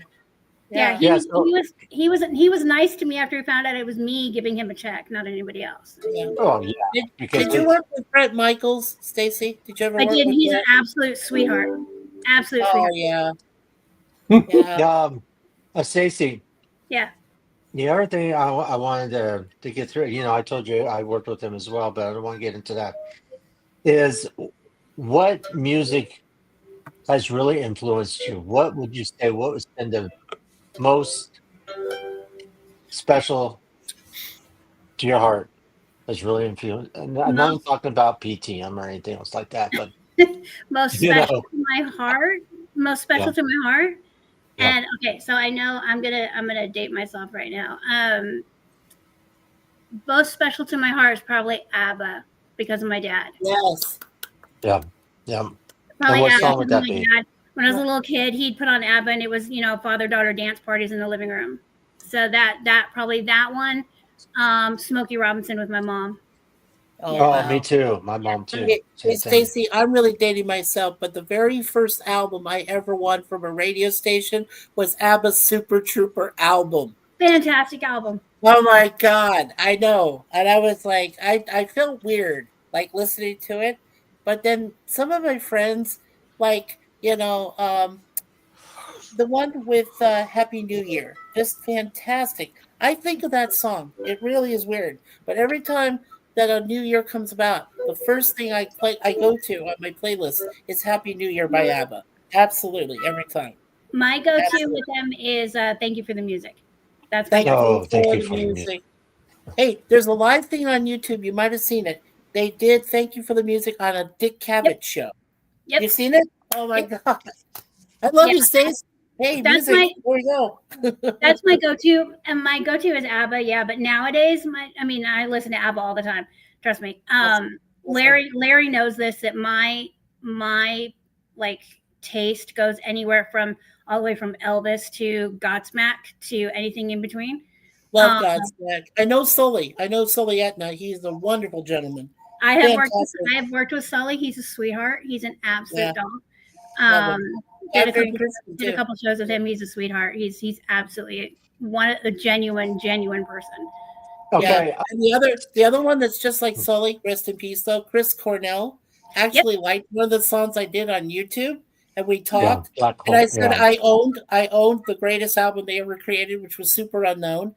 And I said Black Hole Sun is like fantastic. It's like the best rock ballad I'd heard in like the last 20 years. And he says, I like that, but he says, I really like the other song that's after it. I said, you like Spoon Man? And that's how we got along, because it was like Spoon Man with the guy that plays spoons and shit. And I was like, wow. All right. Well, thank you, Mike. I want to get around to the panel, and I want people to, if they have any questions for Stacey, and I'm going to start out. Maury Kitty, are you back yet? Moira? Meow, the gorilla. Meow, meow, meow. We're going to go with gorilla. Okay, go gorilla. Why me? Why not? not? Picked on here. Why not? I'm picking on you. Picking on gorilla time. I always on me. And why you always picking on me? Do you have any questions for Stacey when it comes to the music industry? Yeah. She's been around. Have you ever met the people from Megadeth? Yes, actually, Dave Ellefson, his son Roman is a great friend of mine. Yeah, they're from my hometown. Oh, really? Dave's a cool dude. He's had a little issues lately, but he's a cool dude. Awesome. All right. Well, thank you, gorilla. Cool. All right, pick on someone else now. Okay, Richard. Yeah. What Richard, happened? Do you have any questions for Stacey? Yeah. Questions? Yes, about music. What about music? Yeah, music's great.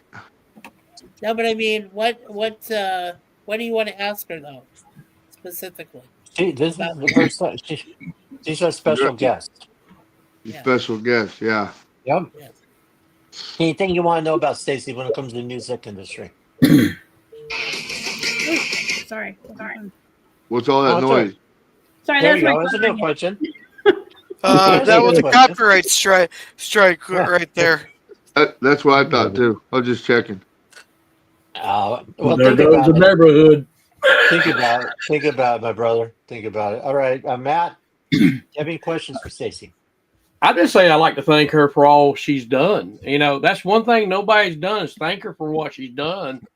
And I know she's got a lot going on. So, we just give you thanks and all.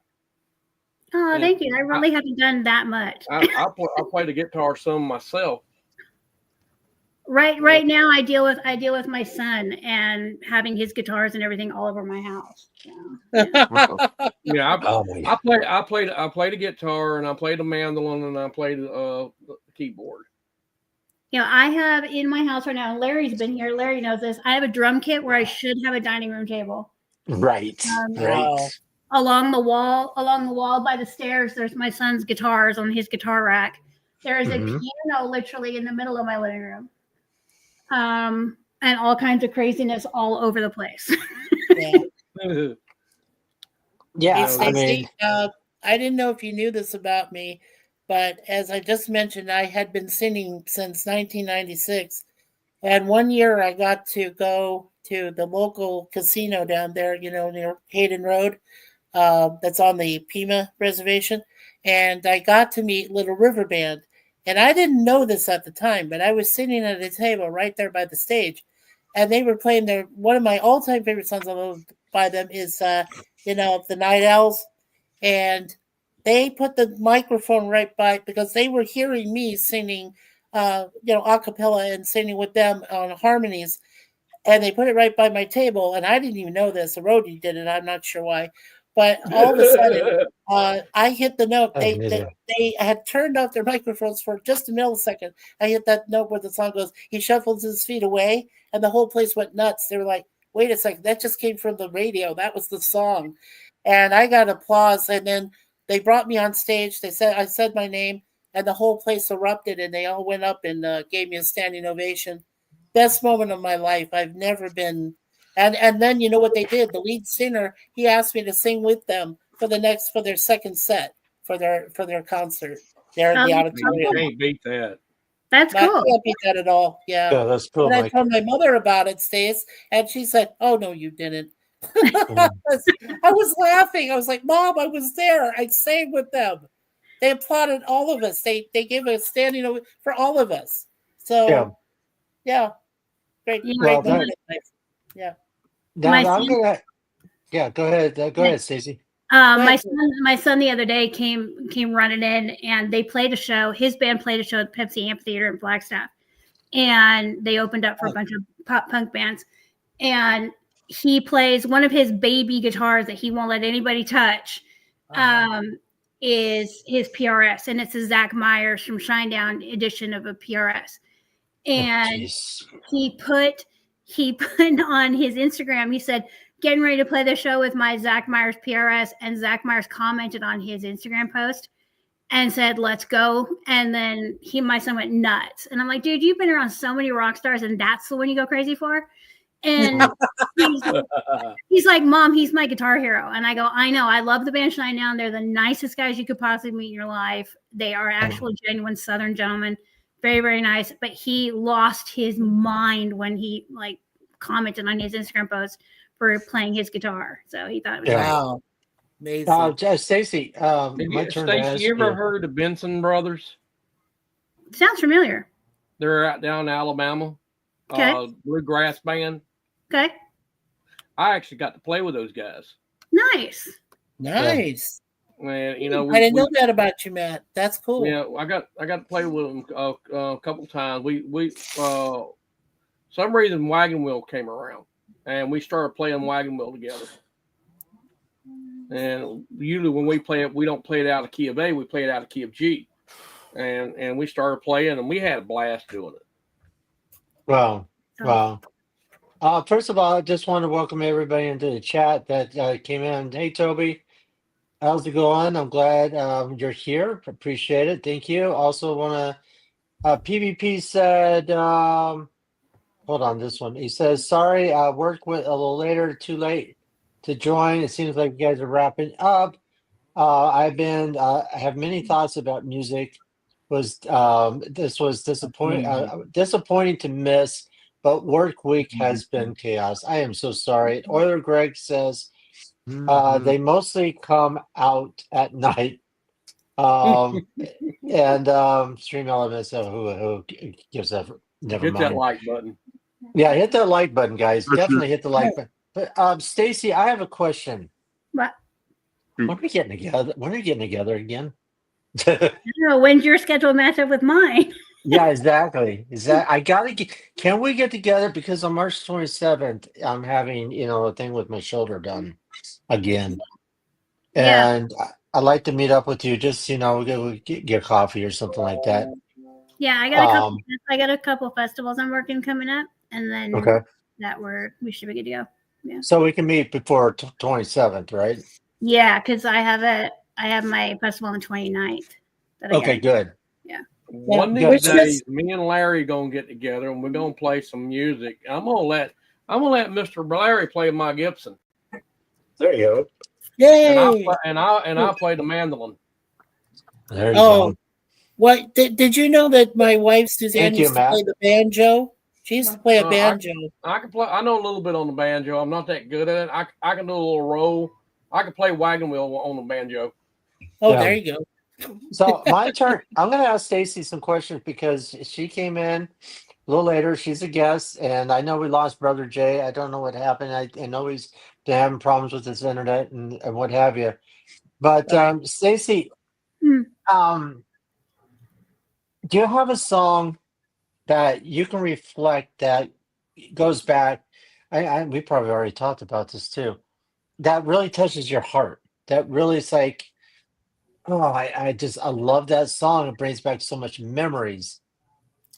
God, there's so many. Oh, I know. There's so many. I mean, there's one, and you know this one, Larry, and I know you do because we've talked about this song before.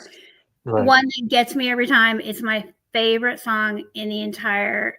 One of my favorite songs, "In the Ghetto" by Elvis. Oh yeah. Good. One of my absolute favorite songs. It will make me cry every time. It'll make you bawl. Yeah, it hits your heartstrings every time. It gets my heartstrings going every time. And then the other one that really hits me is a song by Shinedown called "Daylight," and that's for my kids.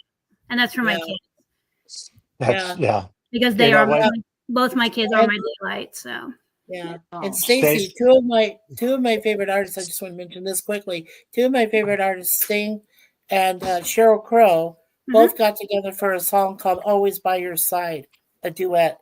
It makes me bawl every single time. And the main reason is that when Cheryl was going through her cancer stage and she was trying to fight it, and when they did the duet at the very end, Sting gives her a very sincere kiss on the forehead, saying, "I'm there for you. I will always be there for you unconditionally." Yeah, and I just thought that was amazing. Yeah. I don't know why "In the Ghetto" does it to me, but it does it to me. It's one of those songs that I love. Yeah, Stacy, when you were getting ready to even say that, because I knew it was "In the Ghetto." You knew the song. Oh yeah, trust me. I don't forget something like that, and I literally started having tears coming out of my eyes because when I was a little kid, we were living in Las Vegas, and I remember that song when it came out, and it's just the song that would really, really be an emotional song. Because you know who wrote that, right, Stacey? Mac Davis. Okay. Mac Davis is the one who wrote this song. Yeah, he wrote that song for Elvis, and he also wrote "A Little Bit Conversation." He wrote that one as well. Okay. And it's a song like Mac Davis. Mac Davis was a prolific songwriter that just can bring emotions out. But when he gave that to Elvis, like when Marty Robbins gave a song to Elvis as well called "You Gave Me a Mountain," that one as well. But that song, when you said that, I literally started getting chills, and I literally started getting tears in my eyes. Yeah, literally. it's an amazing song. I love it. It's very powerful. I agree. It just starts out as when the snow flies. Yep. It's one of those songs that will tug at my heartstrings every time. Yeah. I mean, we talked for hours. When we were on that plane, you and I did, I just probably just yacked your head off. I mean, I would just like you to know that my flight from Dallas to Tulsa, I was out like a light before the plane even took off. Right. Right. Oh, it's crazy. I mean, it's just we just kept going and going and going. And it's just, and the reason I had met Larry is because I noticed sitting in the terminal, he had a necklace on that said TCB. Yeah, I'm not wearing it right now, but yeah. And I went, and I just in my head, I'm like, that guy's an Elvis fan. That guy's an Elvis fan. Oh. My aunt met Elvis when she was in her 20s, and she's like, she would have been 93 years old right now. Yeah. Wow. But see, the funny thing is that when I was younger, I would literally just, we're doing music. I'd be singing at Ride and doing things like that. But when I sang, I didn't try to sound like somebody. It's like kind of like Ronnie McDowell sing the song "The King Is Gone" about Elvis. He just, his voice when he sings, it sounds like Elvis, and I had that same problem. Yeah, and hey, PvP. The thing is, when it comes to the original artists, they ain't nobody is going to replace the original. No. The thing is, like you said, be yourself. You got to be yourself when you're playing. You can't you can't be somebody else because you have to come. You got to come out with your own stuff. You can do other people's stuff, but I can't be no Elvis Presley. I can't be no Merle Haggard. I can't be anybody else. I can play their songs, but I can't. My voice won't let me sound like they do. And I just can't be them. Yeah, Stacey, there is one last artist I want to ask you about. He is related to my family on my father's side. He is a cousin. Alice Cooper. And he comes originally from Detroit, but he moved down to Scottsdale when he led the Spiders. Do you know the Alice Cooper? Do you know him? I do. Yeah. And what's he like? Tell me. He is like everybody's grandpa. He's incredible. He is. He really is. Like the one of the first times I met him. He's a sweetheart. One of the first times I met him, and we all know Alice. We all know his stage show, and and he's like that. He was holding up. He was holding a puppy the first time I saw him. This little teeny and I literally walked up to him and I said, "The fact that a person that does a stage show like you do is standing here holding a puppy is like way contradictory." But and he's just the nicest guy you could. He's very, very sweet. Very, very. I told you stories how I came to know Alice, right? Mm-hmm. The first time when they had that haunted house thing on 40th Street in Thomas. Yeah, 44th Street Thomas, right? Yeah. Him, his wife came in with the kids and stuff like that, going through the haunted house. Yeah. And I was in the Chainsaw Massacre room or what have you, and I was the one thought like this. You all come in and see Ma. And Alice came in there and we talked afterwards. He said, you scared the living crap out of me. Oh, he's a sweetheart. He really is. Oh, he does. His mom is great too. I ran into him and his mom real briefly when I went to a Target store over there in North Phoenix, and he's really nice. He's really a nice man, and his mom is really cool. Yeah, he is very sweet. His kids, his whole family is very sweet. He does a lot of things for the teens in the area and out here in Phoenix. His teen centers and stuff like that. They're incredible. Oh yeah. Also, I was going to say, is his Cooperstown also shut down? Is that gone now? Yeah, his Cooperstown is gone. But he's opening. I had the big unit hot dog. I shared it with Suzanne. We finally got to share it with her and with another friend of ours. And they bring out the big bells and everything with the big Super National hot dog, 21 inches long. Yeah, he's opening. He's opening teen centers like crazy, which is fantastic. I love the fact. Which is great. I love that. That's awesome. Yeah. I'm going to get back to the chat real quick. Eugene says, your is a great story, Mike. Shuffles his feet. Shovels his Away, feet yeah. away, yeah. PvP says, hi, Gorilla. And PvP says, the only artist I can think of that's successful not being himself on stage is David Bowie. The comedian of rock was talented and reinventing himself and his music, which is so true. And then he says, Yes. the thing is, music overall is consistently great. Mhm. So it's a very good Absolutely. point. And Have, go ahead, have, Matt. have any of you met Granger Smith? No, I haven't met Granger Smith. No. I've listened to his music, but I've never met him. No, never met him. Yeah, I know he's a down to earth person. If you ever met him in person, he's down to earth. Yeah, but getting back to what you were talking about originally about vocal trying to sound like somebody, I never wanted to. And in fact, I was having fun with it when I went to the Arizona State Fair. Remember, Stacy, where you go in, they have the cassettes and you can get the microphone and sing to the backup music. Yep. I went to the State Fair. They had this like truck there, and they had it all set up. And they had this song. It wasn't in the ghetto because they didn't have that one. Is "Don't Be Cruel." Yeah. So I started singing, and the guy said, "Hold on, stop." I was like, I knew it. He thought it was pretty. He said, "No, I'm going to take this microphone, pull it out. You're going to stand out here, and you're going to sing that song again." And I literally got a crowd. He says, I have had people all the time here at the State Fair, never had anybody that came across like this. And I said, yeah, but I'm not trying to. It's just a kind of thing. I mean, you don't go, and it sounds like, as the snow fly, doing that.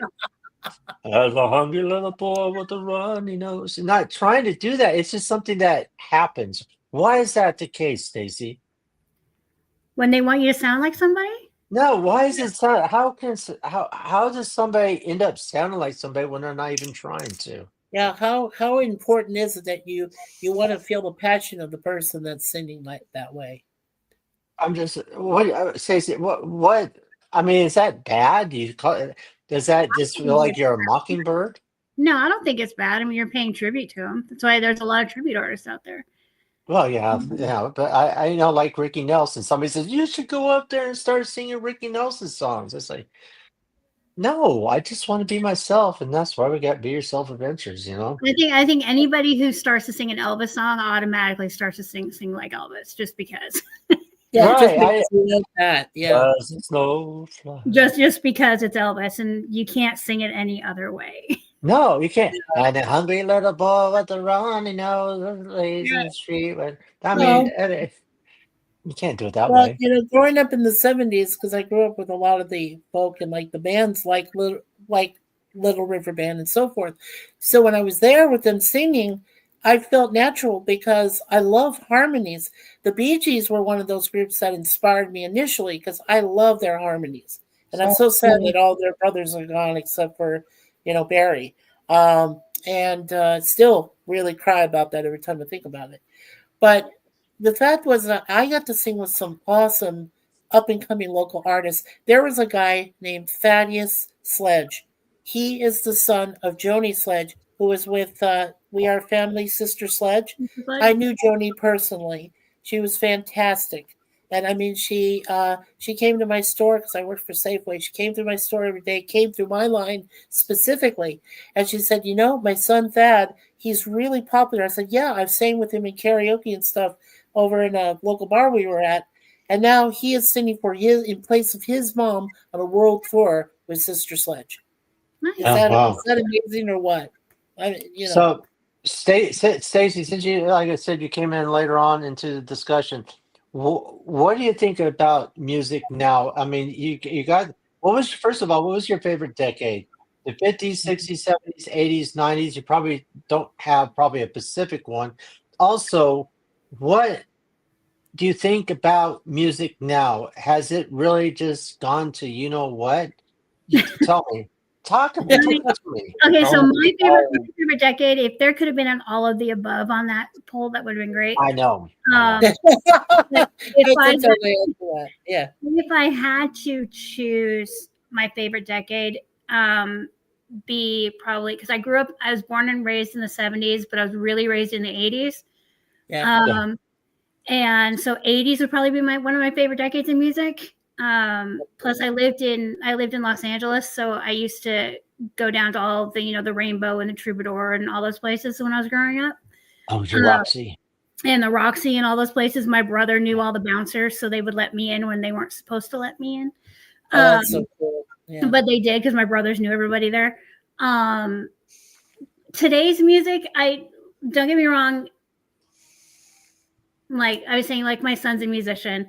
AI is not fabulous. I don't like it. When it comes to songwriting, I'm not a big fan of music created on a computer. You know, I know you can create a demo and stuff on a computer, and that's fine. My son creates demos on his computer all the time.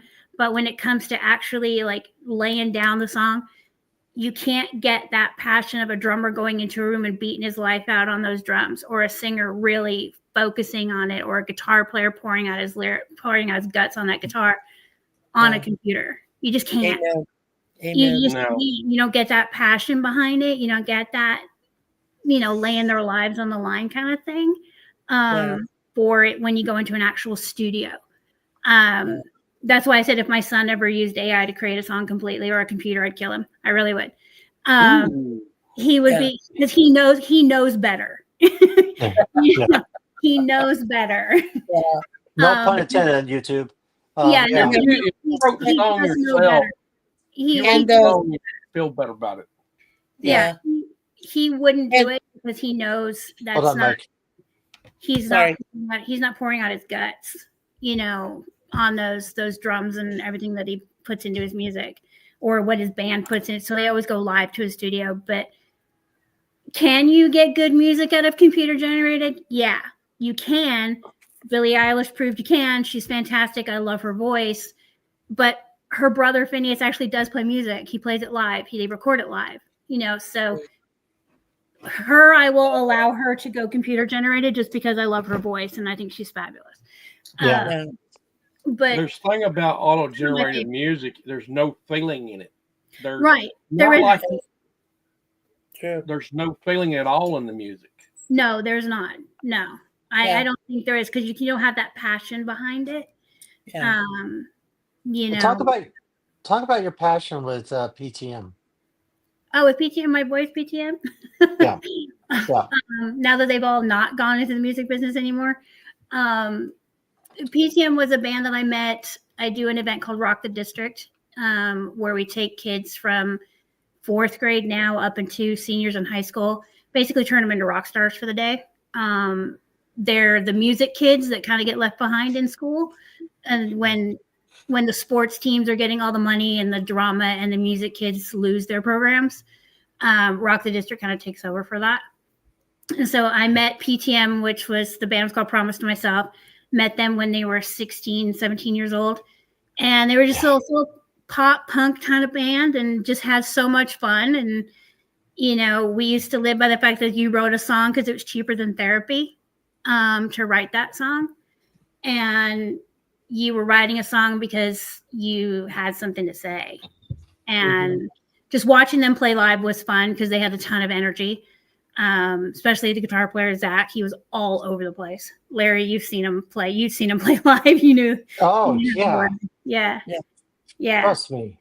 But just seeing young bands like that. But then COVID killed us. They released their second album in February, and then COVID hit in March, and kind of lost it after that. Yeah, I'm dumbfounded. Music. I don't know. I'm very. I'm going to ask Gigi. Gigi, where are you? Batman, Richard. Gigi. Is Gigi there? Yes, Larry. Okay, I want you. Do you have a question for? I saw She your does. comment. She does in the chat there, Larry. She does. I had to sneak it in. Yeah. Go ahead and say what you typed on there, Gigi.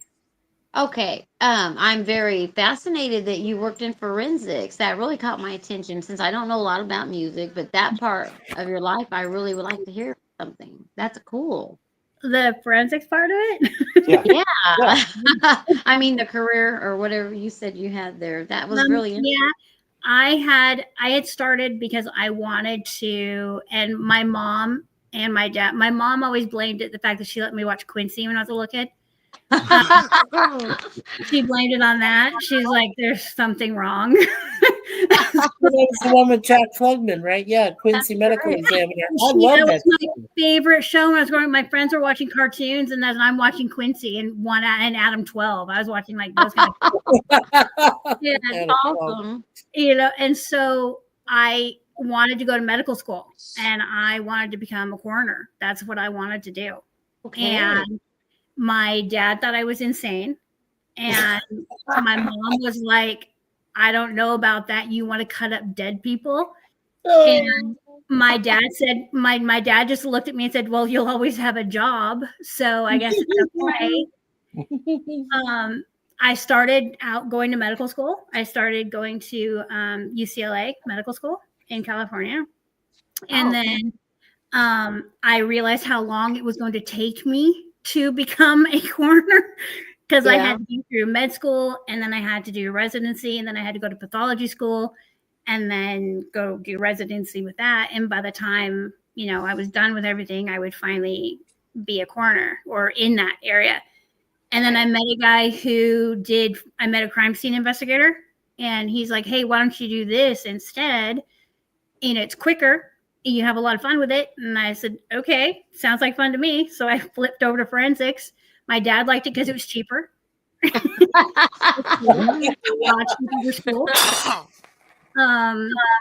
And I started doing that, and I got a job with a narcotics task force in California. So and worked with them for about 10 years. Yeah. I'm impressed. Thank you for sharing.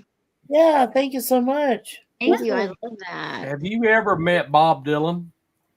Me? No. You never I wish I had. No, you don't. No, you don't, No. Stacey. No, you don't. I wish No, just you don't. because he's just, to me, he's iconic. I don't know if I would. Yeah, I don't know. He's iconic. I'm never a huge fan of his music. I know that for a fact. Yeah. Okay, it's my turn. It's my turn. Your turn, Larry. Yeah, because first of all, Stacey, thank you for being here from the bottom of Look my heart. beautiful Thank today. you. Huh? Look beautiful today. Well, thank you, dear. No. Well, you look better with your eye there, Larry. So you are improving. Oh. Definitely.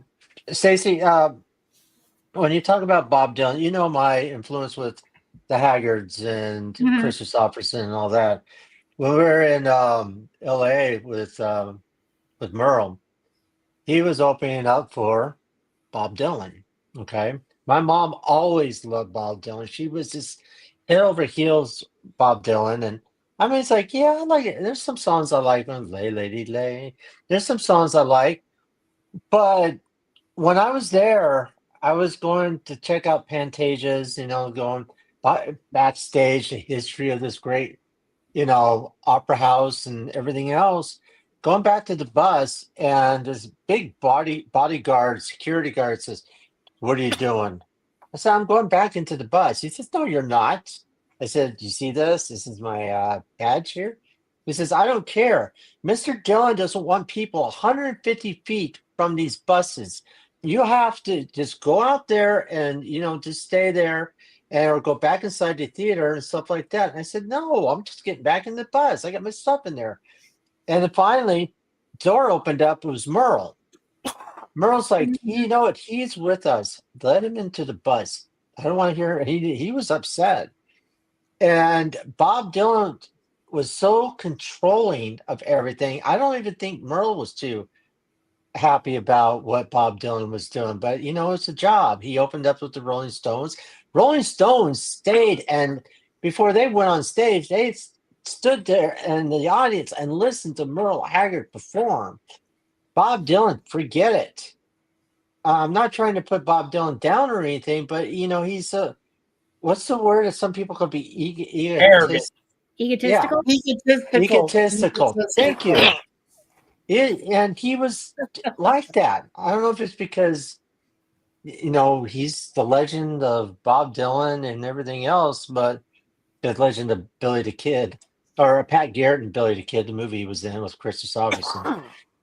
But that really just hit an ice pick in my heart when that happened. It's like, how can somebody be like that? Yeah. And I know my mom loves Christopher Robinson, Bob Dylan. I'm not trying to put him down or anything. He had great music, phenomenal. He was in the same style with Donovan, the harmonic player and everything else. But give me your thoughts of something like that. Have you come across, besides Vince Neil, have you come across anybody else like that? Egotistical. Yeah. A few, but after a bit, you're like, after a bit, they're like, no, forget it, it's over. One of the ones, and I will do this.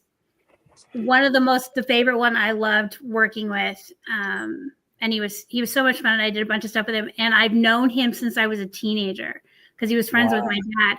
Friends with my dad was Engelbert Humperdinck. Oh, jeez. That was my mother's favorite artist, Engelbert Humperdinck. He was friends with my dad, and my dad and him grew up together. They went to school together. So he knew me, obviously, when I was a little kid. And I did a show with him at Wild Horse Pass Casino in Chandler. And his assistant was running around going, oh, Engelbert needs this, Engelbert needs this. And no one else knew the relationship I had with Engelbert. And his assistants were running around, and about 5 minutes before the show, they said that his assistant said, Stacy, can you turn these backstage lights blue in the backstage area? And I said, why? Why? I said, A, no, I can't. And B, why? And he said, well, the blue is easier on everybody's eyes. And I said, on whose eyes? Because I can see just fine back here, and so can everybody else. And he said, well, the blue is better on Engelbert's eyes. And I said, well, give me about 5 minutes when house lights go out. It'll be dark. It'll be easy on everybody's eyes. So it'll be fine. And then Engelbert saw me and he goes, oh my God, I remember you when you were a little kid. I knew your dad. Wow. And he came up, gave me a big hug and a big kiss on the forehead. And he kept telling everybody, have you know how long I've known this girl? And da da da da da. And I was just like, awesome. And I'm like, because everyone all day long kept telling me if Engelbert doesn't get these, he's going to freak out. Okay, well, I want to see him freak out if he doesn't get something. Come on. Yeah, I remember you telling me this. Now I'm waiting for the freak out now. Let's go. I am so happy you said that, Stacey, because like I said, my mother's favorite growing up was Engelbert Humperdinck. Yeah. And my dad never understood why. And I said, because my dad was a big Neil Diamond fan. I mean, he took my mom to go see Neil Diamond live, and I wish I could go see. I saw him live. I'm glad you did. I know, but I was jealous of you because you did. I never got to see him. But I want to ask you, Stacey. You said you'd been to a lot of concerts in your life. Now, my all-time favorite is the first time I got to see the Police in 1983 with their Synchronicity tour. They opened, the bands that opened for them were Madness and Thompson Twins at the old Oakland baseball stadium there, the Municipal Stadium in Phoenix. It was an outdoor concert. And then I saw them, and then I saw the Police again in 2007, and the band that opened for him was his son, Joe Sumner of Fiction Plane, which I thought was fantastic. So those were my favorite concerts of all time. But for you, Stacey, you've been to a lot of them, I'm sure. So what was your all-time favorite? There's so many. I mean, my favorite band, and Larry knows this too, my favorite band on the planet is Shinedown. So every time they come to town, I always see them no matter where. Been a fan of theirs since the beginning. My very first concert was the Rolling Stones at Dodger Stadium. In 1980, Prince was their opener, which was fantastic.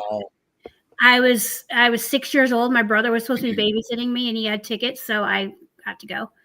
Kind of fun.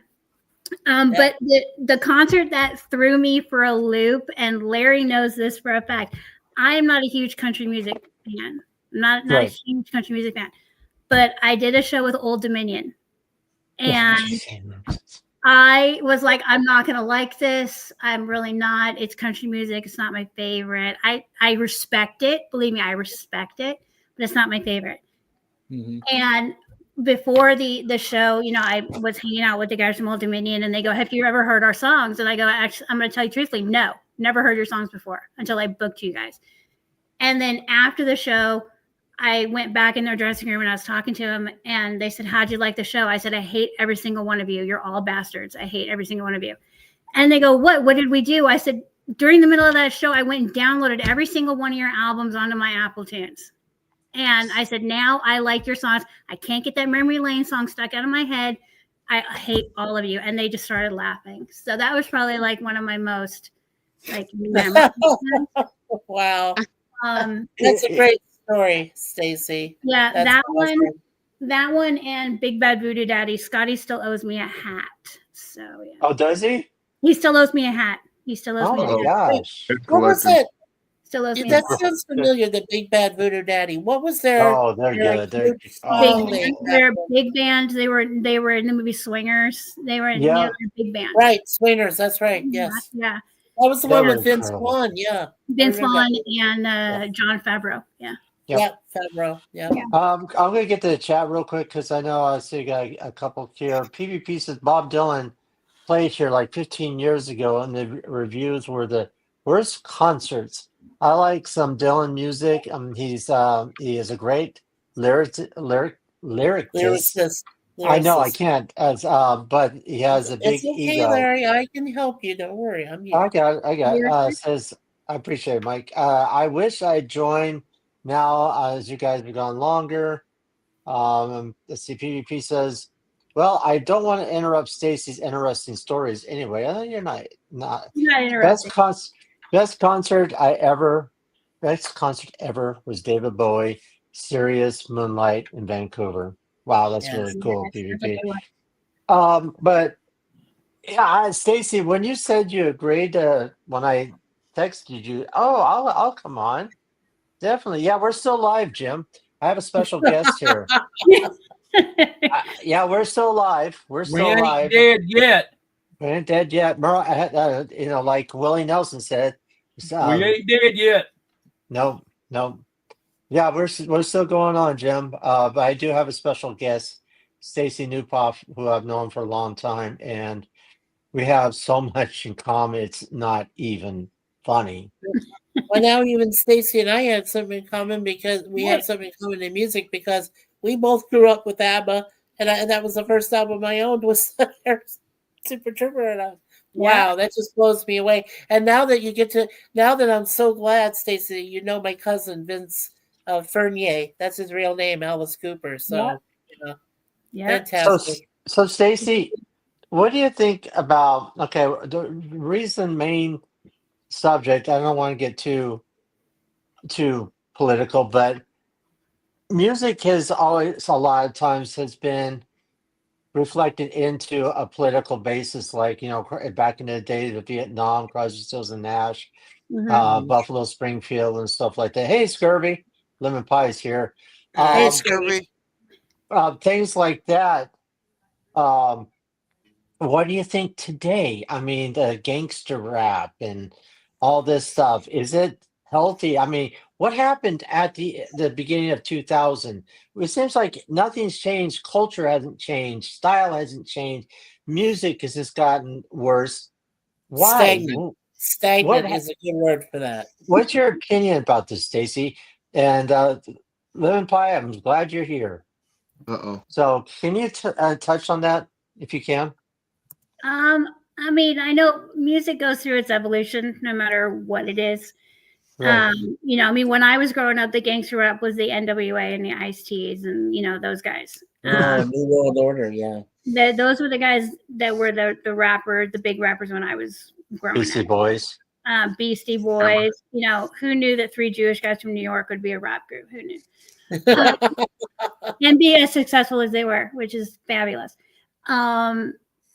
I think every artist that comes up that's young, that's the younger ones, they all think they have something to say that hasn't been said before. And so they come into it and they go, hey, this is something new. It's like, no, sweetheart, that was said back in the 70s and 80s too. But I think every musician has something to say, whether it's political or not. Hey, They're Ronnie. going to say it. Yeah. And Stacey, what's your thought on auto-tuning? We did mention earlier that it was Hildebrand that started that auto-tune as late as back as 1998 when he did For Cher her Believe song, and that was the first time you were familiar with that. So what do you think of the auto-tuning debacle?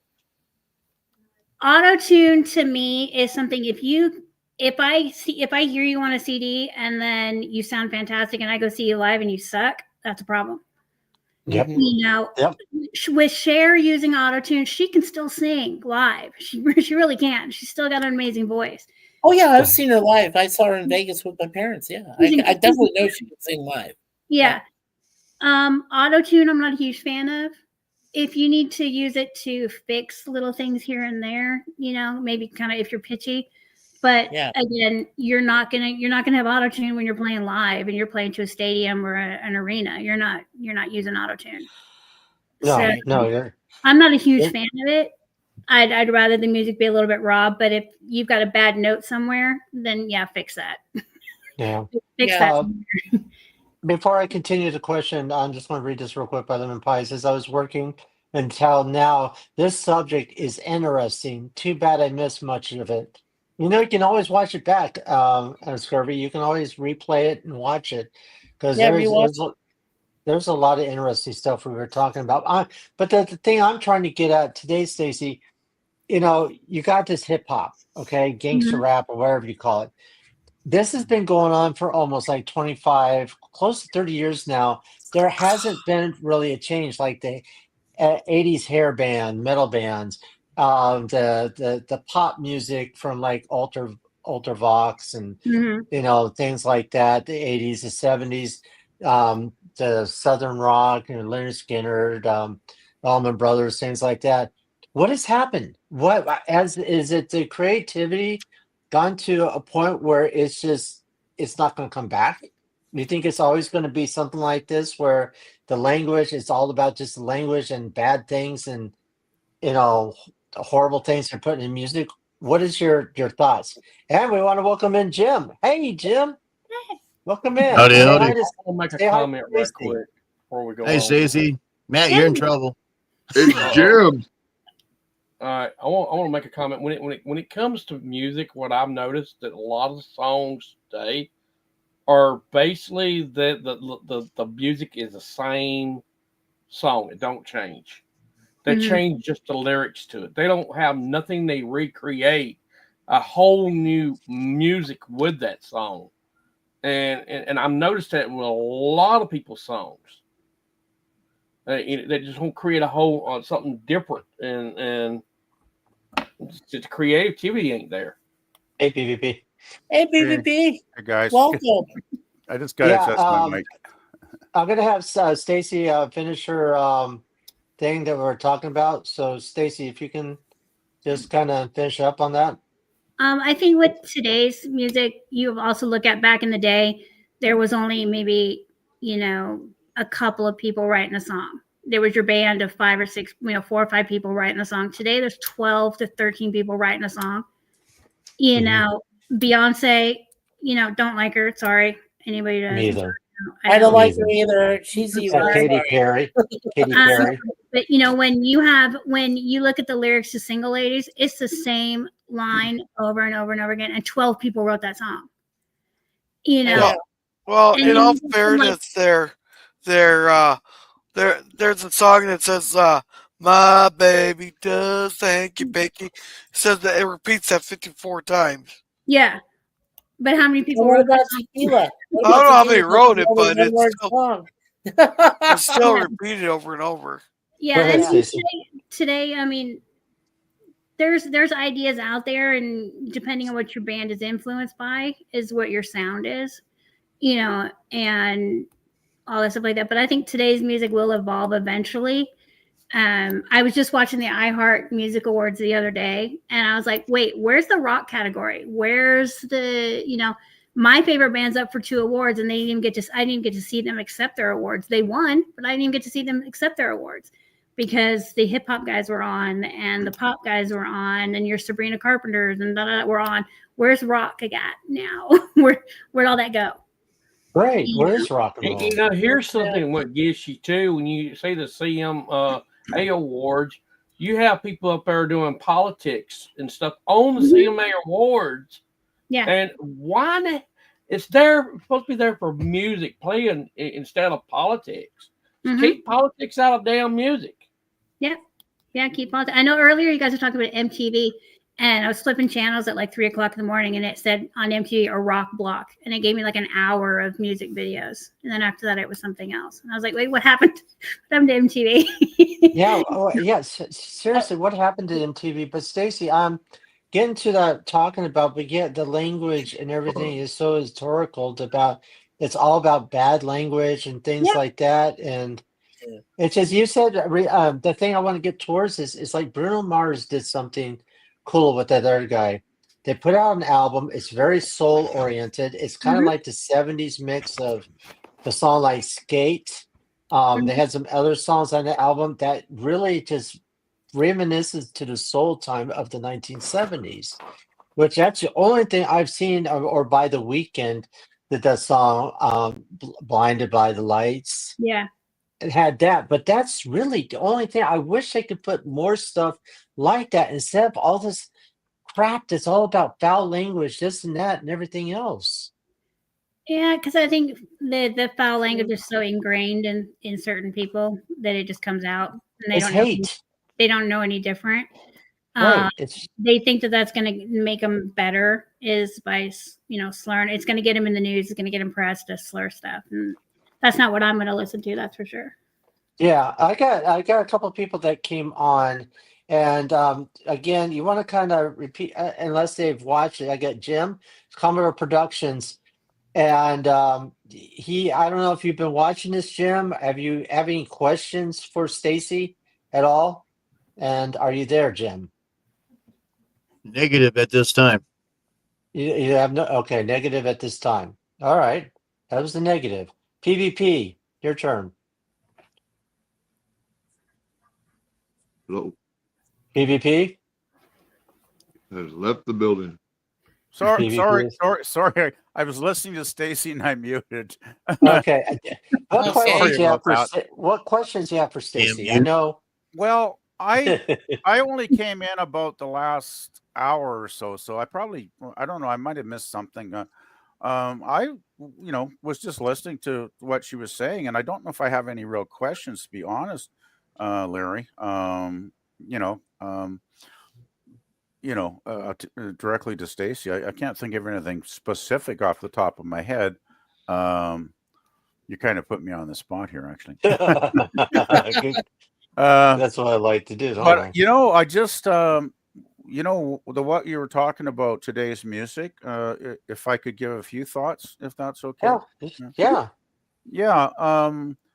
I've always thought of music because I grew up in the 60s, and one of my first musical memories is probably in 1962 when the Beatles, I think it was 62, when the Beatles hit with "I Want to Hold Your Hand" and all that stuff, right? She Loves Me and all that.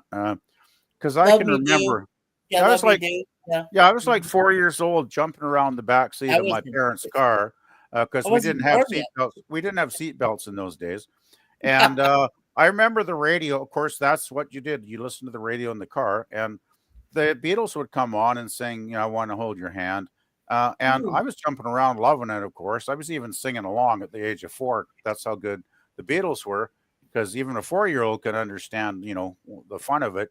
And my parents were actually getting into it too, and they were pushing 40 by that point, and they were actually digging the Beatles as well. So there's a thing where some people say, "Oh, if you're old, old people and young people can't like the same thing," and it's like baloney, But anyway, sorry, I get sidetracked. My point wanted to be, I think music generally has been a product of the era it was produced in, and in previous decades, even going back a century or two, even to the classical era, decades back then had a personality. They had a unique style, right?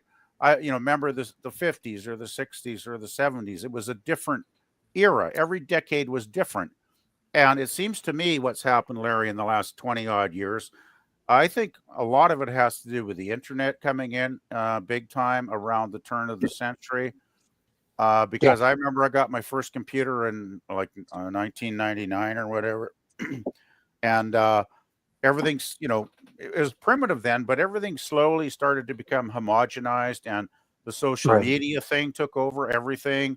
And it instead of like being like, a monolith culture like the Beatles, they were the big thing for like almost a decade, right? Instead of that kind of monolithic kind of culture where, everybody was digging it, the internet split everybody into like 1,000 tribes, right?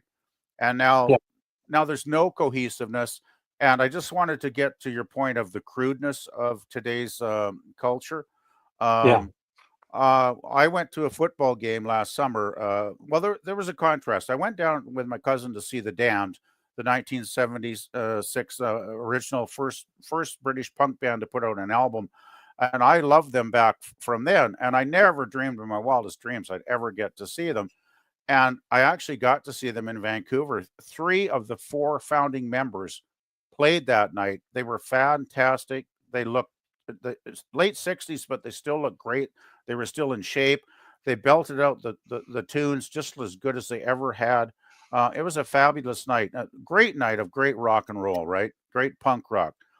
Next day, go to a football game with my cousin, and the guy during the halftime show, they brought in 50 Cent to do his halftime show. And the crazy thing was they brought him in and they sold out where they hadn't sold out in years, right? So you had all these rap fans, showing up at the stadium, probably didn't give a darn about the football game. Anyway, we get there and we're just sitting outside the picnic table listening to this rap stuff because we had no interest in watching it, right? So it's, around the time he's finishing up, we go walk in, to get our seats. And, I'm just waiting for my cousin to, get out of the bathroom because, he had to go to the bathroom. And I'm watching the big screen TV because they had it in the hall, right? And 50 Cent and his posse are jumping around, and he's, singing his crazy stuff that I don't even know what the hell he's talking about half the time. And there's all these women on the stage, right? And they're all like, twerking their booties, so to speak, constantly through every damn song. And then I think he had 2 guys, one guy on each side with gold chains and whatnot. And they're prancing around, next to him every once in a while. And it was just all about, the twerking and the gold chains. And there seemed to be very little, actual creativity or intelligence going on when I was watching it. So, yeah, I just wanted to, I guess that's about it. I mean, sorry I went on so long, but you know me, Larry, I do that.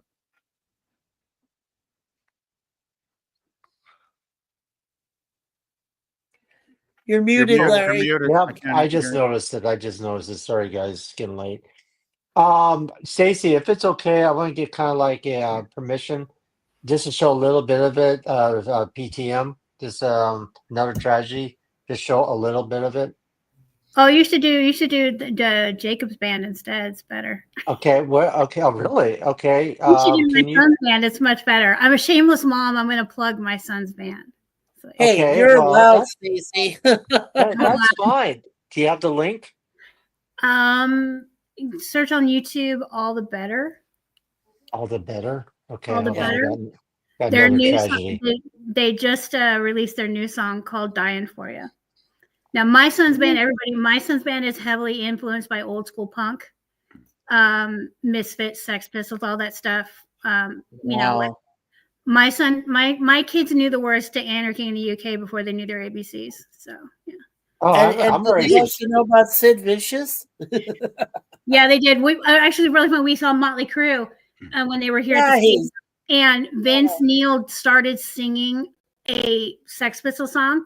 And my son and I looked at each other and goes, "We need Sid Vicious to come down right now and just beat the shit out of this dude."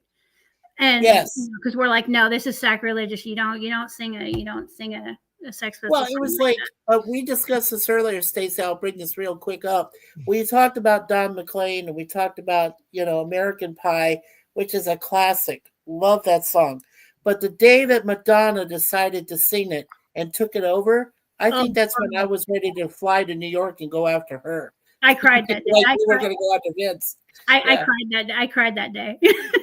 I cried too. I did too. Stacey? Yeah. I'm already subscribed to Jake's band. Which one is it? What song is it? Dying for You. Okay, is that the one they do on stage? Okay. They do all of them on stage, but that's the newest video. That's the newest music video that's out there right That now. was nine months ago? No, not. Is it Dying for You? Where you see Jake in like a boxing ring? There's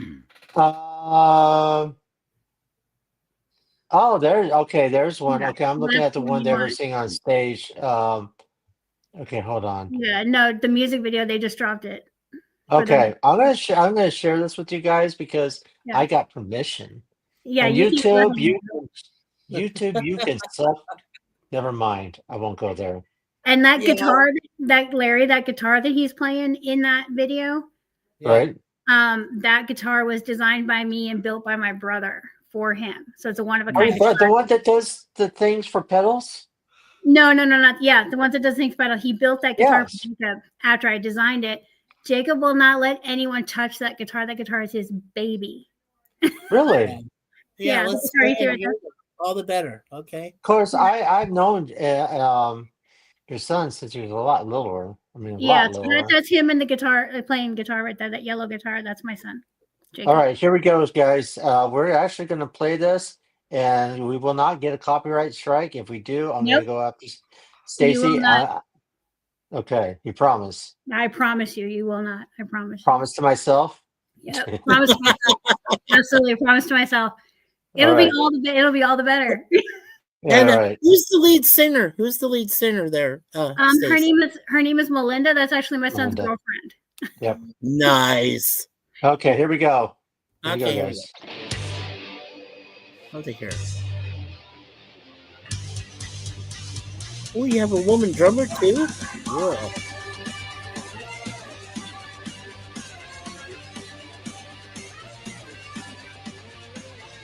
You said my name yet again, and I keep going through your head, so tell me what's on your mind. I'd give my heart and soul to you, do anything you wanted to. Love, I got nothing to hide. I'm dying for you. I'm dying for you. I'm dying for you. I'm dying for you. I'm dying for you. I'm dying for you. I'm dying for you. I'm dying for you. Your heart is beating faster. This is my one disaster. 'Cause I'd like the world if I to be with you. You got me caught up on your look in your heart that I took. You got this feeling can't deny. I'm dying for you. I'm dying for you. I'm dying for you. I'm dying for you. I'm dying for you. I'm dying for you. I'm dying for you. I'm dying for you.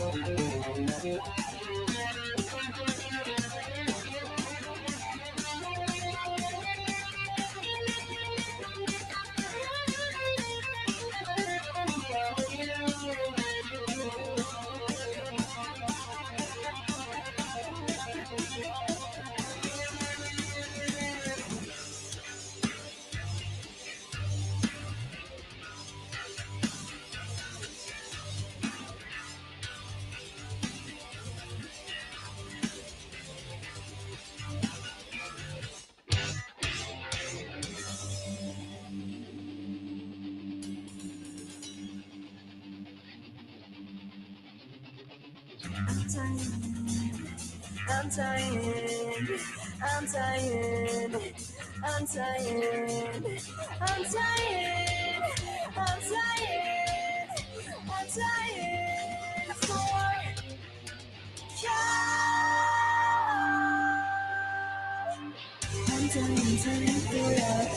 dying for ya. I'm dying for ya. I'm dying for ya. I'm dying for ya. I'm dying for ya. I'm dying for ya. I'm dying for ya.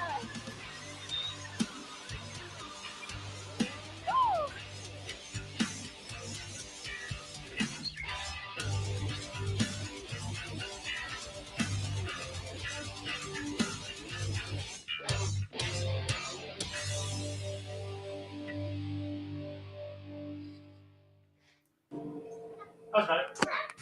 I could say wow. I can't. No. Yeah, that's the end of the video. It's just like messing around here. Okay. Okay. I tell you what, those boys could, man, he could play the shit out of that guitar. Yeah, that is absolutely amazing. You know who they remind me of, Stacy? You might have heard of this band. They do a lot of covers. Burn the Jukebox on Yeah. Facebook. Yep. I love those guys. Yeah, they're great. They do two covers. They do a cover of Katy Perry's "Kissed a Girl" and they turn it into a punk song. Yeah. And they also do another Katy Perry cover that they turn into a more punk rock. Let's talk about your son and that guitar, because you remember the band Alan Parsons, the song "Don't Answer Me." Yeah. If you don't believe in the power of magic, that guitar, looking at that, goes right towards when they did that music video of that cartoonish type thing, exactly like what you have on that guitar. Yeah, it is. It is a Roy Lichtenstein, whatever his name is, I forget. Right. Pop art. The knew words it. on it. The words on it are clueless and dramatic.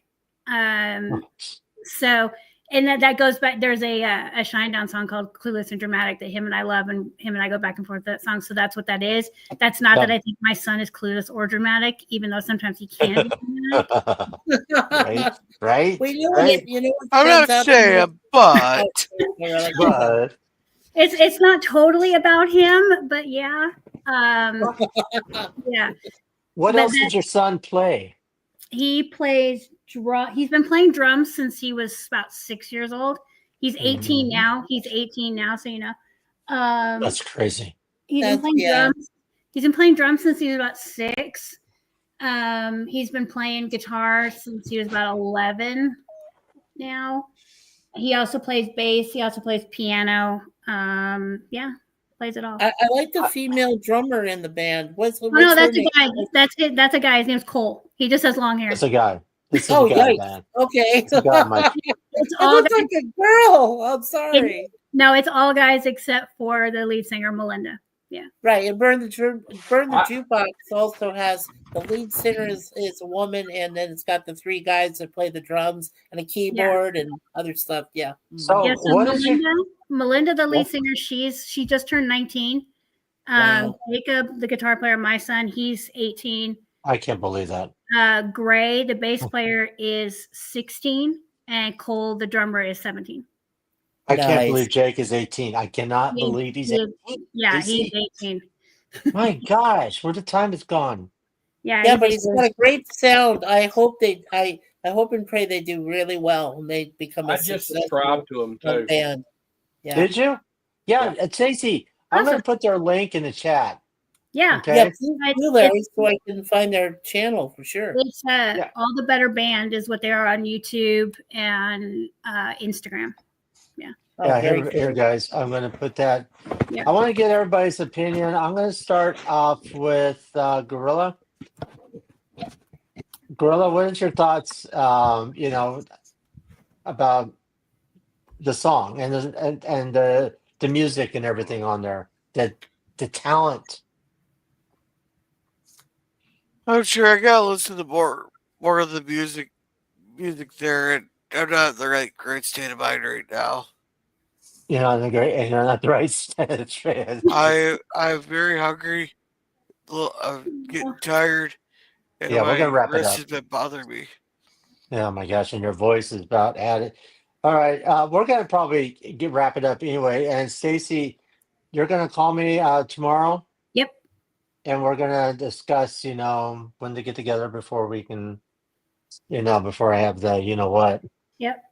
So that would be great. All right, I'm gonna go. Thank everybody in chat too. That also PvP just said looks like Roy Lichtenstein style graphic. Yep. Yeah, on the guitar.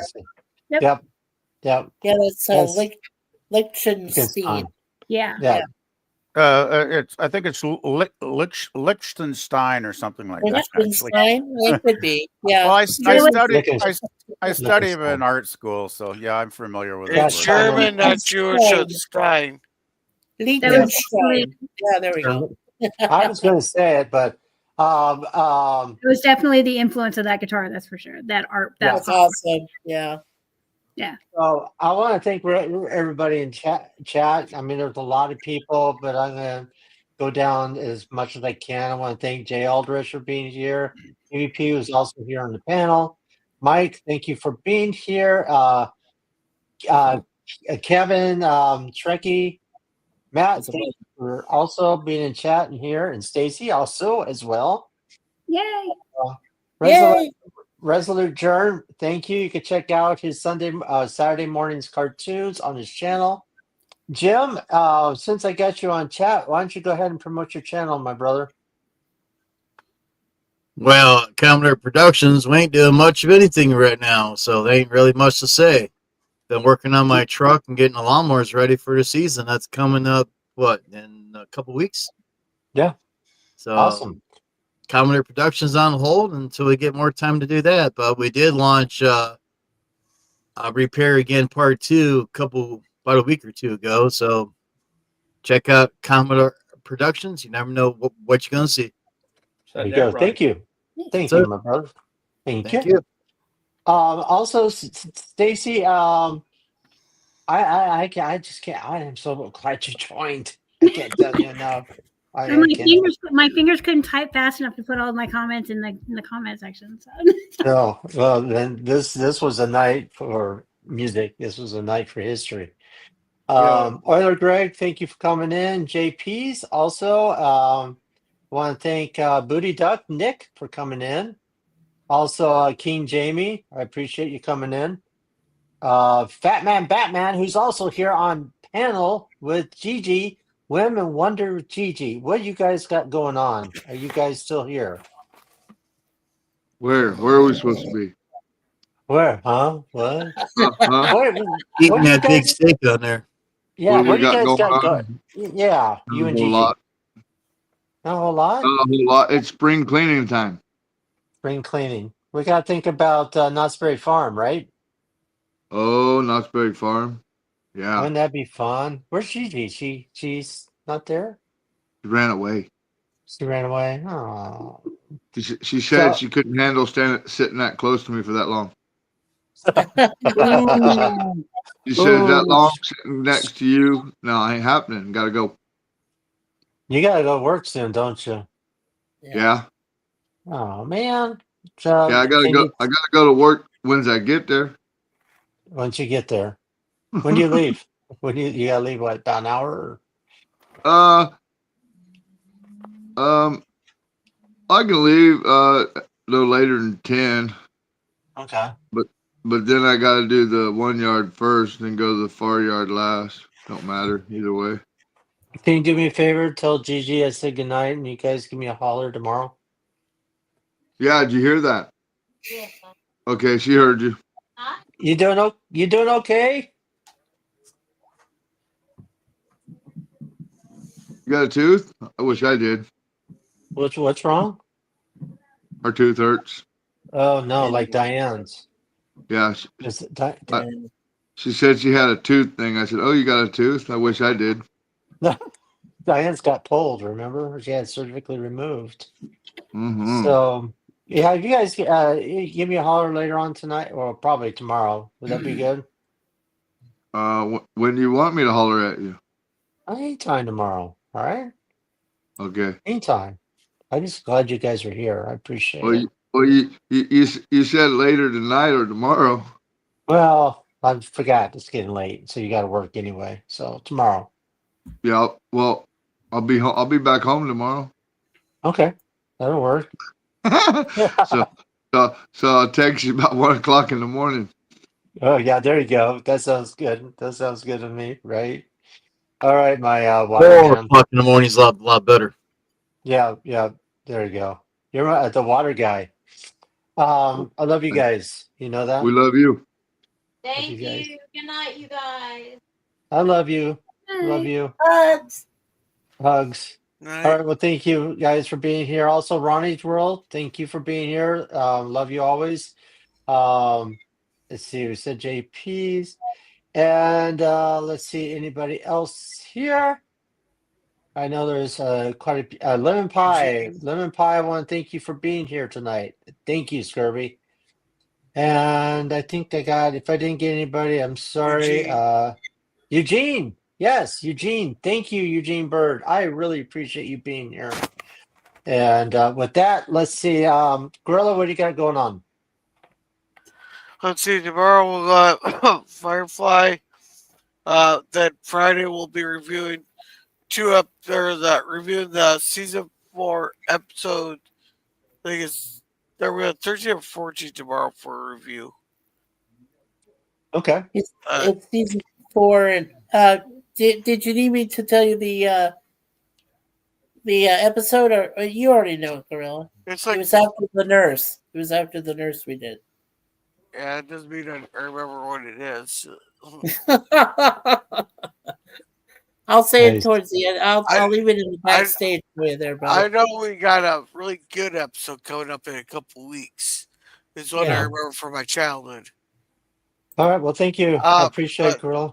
Then Sunday, hopefully Sunday we'll finally get the Homestead. Then a cigar lounge on Tuesday. I want to see that. Yeah, I'll join you. I'll join you on that one. Thank you, Gorilla.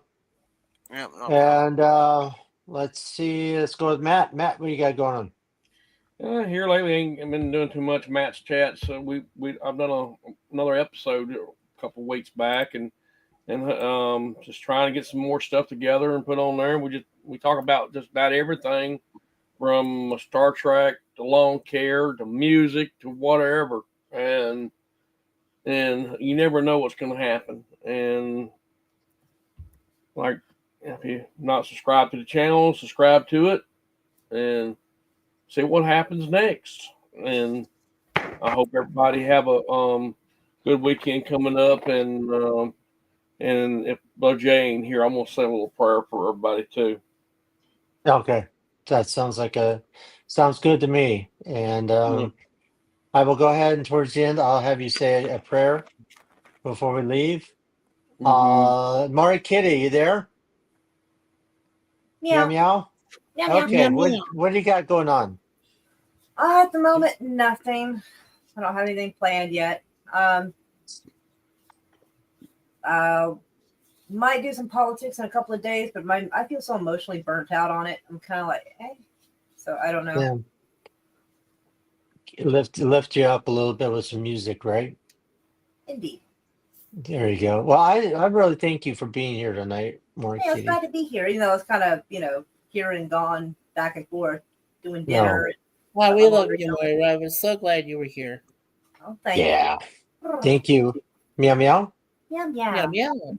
All right. So Mike, what do you got going on? Okay, well, as you know, on Thursdays I always do 2 episodes review of the greatest TV series ever made, The A-Team, in the afternoons at 1 p.m. Eastern. Tomorrow night we're doing a little special webcam, might be a live stream. We have our baby Moon Pie, who turns 8 years old, and I talked this over with Raquel, but I think we're just going to go ahead and do a webcam with myself and Suzanne being on there with us. And we're going to give a little birthday celebration to Moon Pie. So that'll be on Thursday if anybody wants to watch and say hello to our baby, our oldest. And then on Friday, of course, I'm doing the Intruders with Larry, co-hosting with Larry, and with Gorilla hosting on the Walton stream there, season 4, episode 14. And then on Saturday, I am doing my Star Trek. Oh, I gotta remember to send out the copy. We're doing our next Star Trek fan film review after we watch it, which is called Star Trek Farragut. And it's a good 50-minute fan film. And we're going to go ahead and do a review of it. Me, Sif Dan, a select panel. And then lastly, I'll be working with Charlotte Knight, Star the Werewolf. She has this weekend planned a podcast for Saturday at 4:05 p.m. Eastern. Make sure you come and join us. And we're also doing a watch party on Sunday at the same time, 4:05 p.m. Eastern. So remember, come and visit Mikey Sue's 4. Always expect the unexpected, everybody and everyone. Said that right. Thank you, Mike. I appreciate it. Yeah, sure. I think I got PvP. What do you got going on? Not much. Focusing on real life stuff. It's been a jumble of a week because I've got more hours this week, so I'm still adapting to the schedule and trying to figure it out as I go along, which I so far have managed to do, thankfully. But yeah, I got a lot of real life stuff I need to focus on towards the end of the week. So I'll probably pop on, of course, to Gorilla streams because I like Firefly and always want to do the Waltons and that. So yeah, nothing going on the channel, though I haven't uploaded anything for the last week and a half or so. So that's about it, Larry. Nothing too interesting to report, actually. All right. Well, thank you, PvP. You're welcome. And for myself, I might be doing the Avengers this Saturday. We'll have to see how things go. We'll check that out. Hopefully, I'll be on the panel with Gorilla when he does that homestead. I like to be able to see that. On that note, I really want to thank our special guest that came on, Stacy. I really can't thank you enough for being part of this because this is something close to my heart. This was fun. Thank you for allowing me to crash the party. Oh, you know, you can crash you're anytime. allowed to crash any of our parties anytime, Stacy. And I went ahead and subbed your son's band on YouTube. Oh, that's so awesome. That's Yeah. awesome. Thank you, everybody, for that. I love all that kind of music. I do. I enjoy very creative minds, and it seems like your son is going to be the next new wave, the next new genre. We hope so because I plan on giving him a bill for all the money I've put out for him. So well, there you go. he has on our refrigerator. His 6th grade teacher at their graduation gave him a most likely to win a Grammy award certificate. So I told that's on the refrigerator. I'm like, "There's your goal, bud. There's your goal." Nice. There it is. There it is. Hi, Connie. But the bird Hello, woman Connie of YouTube. Hey, Connie. But Stacey, thank you again. Give me a holler tomorrow, please, I and will, tell for sure. Jake. Please tell Jake I said hi. I will. And we gotta get together before I have that done. That would be fantastic. Yep, I'll give you a I'll give you a holler tomorrow, for sure. Okay. All right. With everybody on that note, I again thank you. It was a great conversation. It was a great topic. I don't know what made me think of this. I guess, sitting on my you-know-what, watching the you-know-what, and came up with a cool little idea for the get-together with everybody. Thank you, everybody in chat. Oh, the poll. Let's end the poll and see what we got. Don't forget the poll. Yes, we're going to check out the poll. We're going to end it right now. We got 22 votes. Larry's swinging on the poll again. Yeah, I'm swinging on the poll. Let's see. How do I do this? Pop out again. Boink. Pop out chat. That's how Do you it. Do it. All right, let's do it now. Do it. Okay, let's see if I can do it. And the final answer is. Oh boy, the anticipation is just very me. You'll be happily surprised there, Larry. The final answer is. Boom. There you go. We got. Oh my God! How do you see that? 80s. 80s. 80s. Yeah. Hold on. 70s coming in second. Oh, wow. 70s are second, 90s are third, and the 50s to the 60s are in fourth and last place. I'm very shocked. I'm shocked that the 60s only got 4%. That's shocking. Yeah, well, that's because they was hooked to the 50s. Oh, yes. But still, no, 50s, wouldn't that 60s. be 4% for each of them? Yeah, there'd be 2% for each. No. I mean, Well- okay, you know, the Beatles, 60s Beatles, and they get okay. I won't say Yeah, anymore. Buddy Holly and all them back then. Buddy Holly. Yeah. No, Holly, you guys. I'm shocked. Everybody voted. You guys voted. The chat voted. Yeah, I and voted. Oh, I that's checked. fair. That was That's fair. first vote. Hey, I The voted for the 80s 70s, so I'm not too disappointed. Hey, I voted for the 80s, and I'm So you happily vote for the very 60s. happy Get over about it. that. Yeah. You voted for the. All right, The so 80s, 80% goes to the 80s, the 1980s. So what I'm gonna do, since the 80s won, I'm gonna have Stacy. She doesn't know this yet, but I'm gonna have her on again if she would like to. Yeah. And we're gonna discuss the music from the 1980s. How's that for I a would like to discussion? join you too, Larry, for that, because you and I Hey, both grew Kevin. up in the decade. Yeah, Yeah. absolutely. I'm in. You Let's like? go. I'm Okay, in for good. that. We're gonna, I'm in for that too, man. For sure. awesome. We'll bring all you Hey, guys Kevin. back if you guys want to join. Do this. Our discussion will be the music from the 1980s. That'll be Oh good. yeah, totally. Awesome. Oh, I had a quick question one last question for you, Stacy. You and I, as most everybody here on the panel, is familiar with one-hit wonder songs. So, in your honest opinion, what decade you think had the most one-hit wonders that The appealed 90s. to you? Yeah. Oh, Hey, Kevin. easy. The 80s. Which one? One-hit wonder. 80s. Oh yeah. 80s?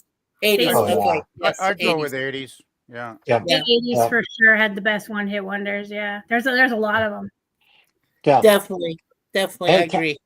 Hey, Kevin, thank you for coming in, and Connie Cleary from the Bird Woman of YouTube. Matt, since Brother Jay's not here, but Brother Jay made a request at the beginning. He says he was going to remind him to say a prayer about the 3-year-old that was found not alive. No. And he says not too far from where he lives, and he wants to put them in the prayer. So Matt, if you can take us out on a prayer, and I know Gigi and Brother Richard will all join along in this prayer. And Matt, the stage All is right. yours. All right, our Heavenly Father, we thank you for every day that you've given us. A lot of families are going through a tough time right now. Lord, look over the family that lost their little 3-year-old, and please help them get through this situation, and prayers to the family. And Lord, look over each and one of us on this panel, and everyone that's watching this our video here live. And everyone in the world that needs you, Lord, look over those families and give them hope for the future to your kingdom, Lord. And thank you once again for all you do for us. And we ask you, forgive us for our sins, forgive us for our trespasses each day in our lives, Lord. And thank you one more time for Jesus coming to earth and again for us. In Jesus' name, amen. Amen. Amen. brother. Thank you. Amen. Yes. Amen and amen, Mark. Thanks. Or Matt. Amen. Thank you. All right, yeah. All right, guys, that's going to do it for Be Yourself Adventures. Like I said, the Avengers will be coming up, and we will be doing, since the 80s won the poll, we're going to be reflecting and going back to the 1980s. So, again, get your 80s clothes on and your Vans shoes ready, and we'll see you on the next adventure. Always be yourself. It was Peace. away a long time ago. Right. Well, I'll see you guys backstage. Be Hi, yourself. guys. Where's that? Peace. Not everybody. You'll see. Peace. Bye.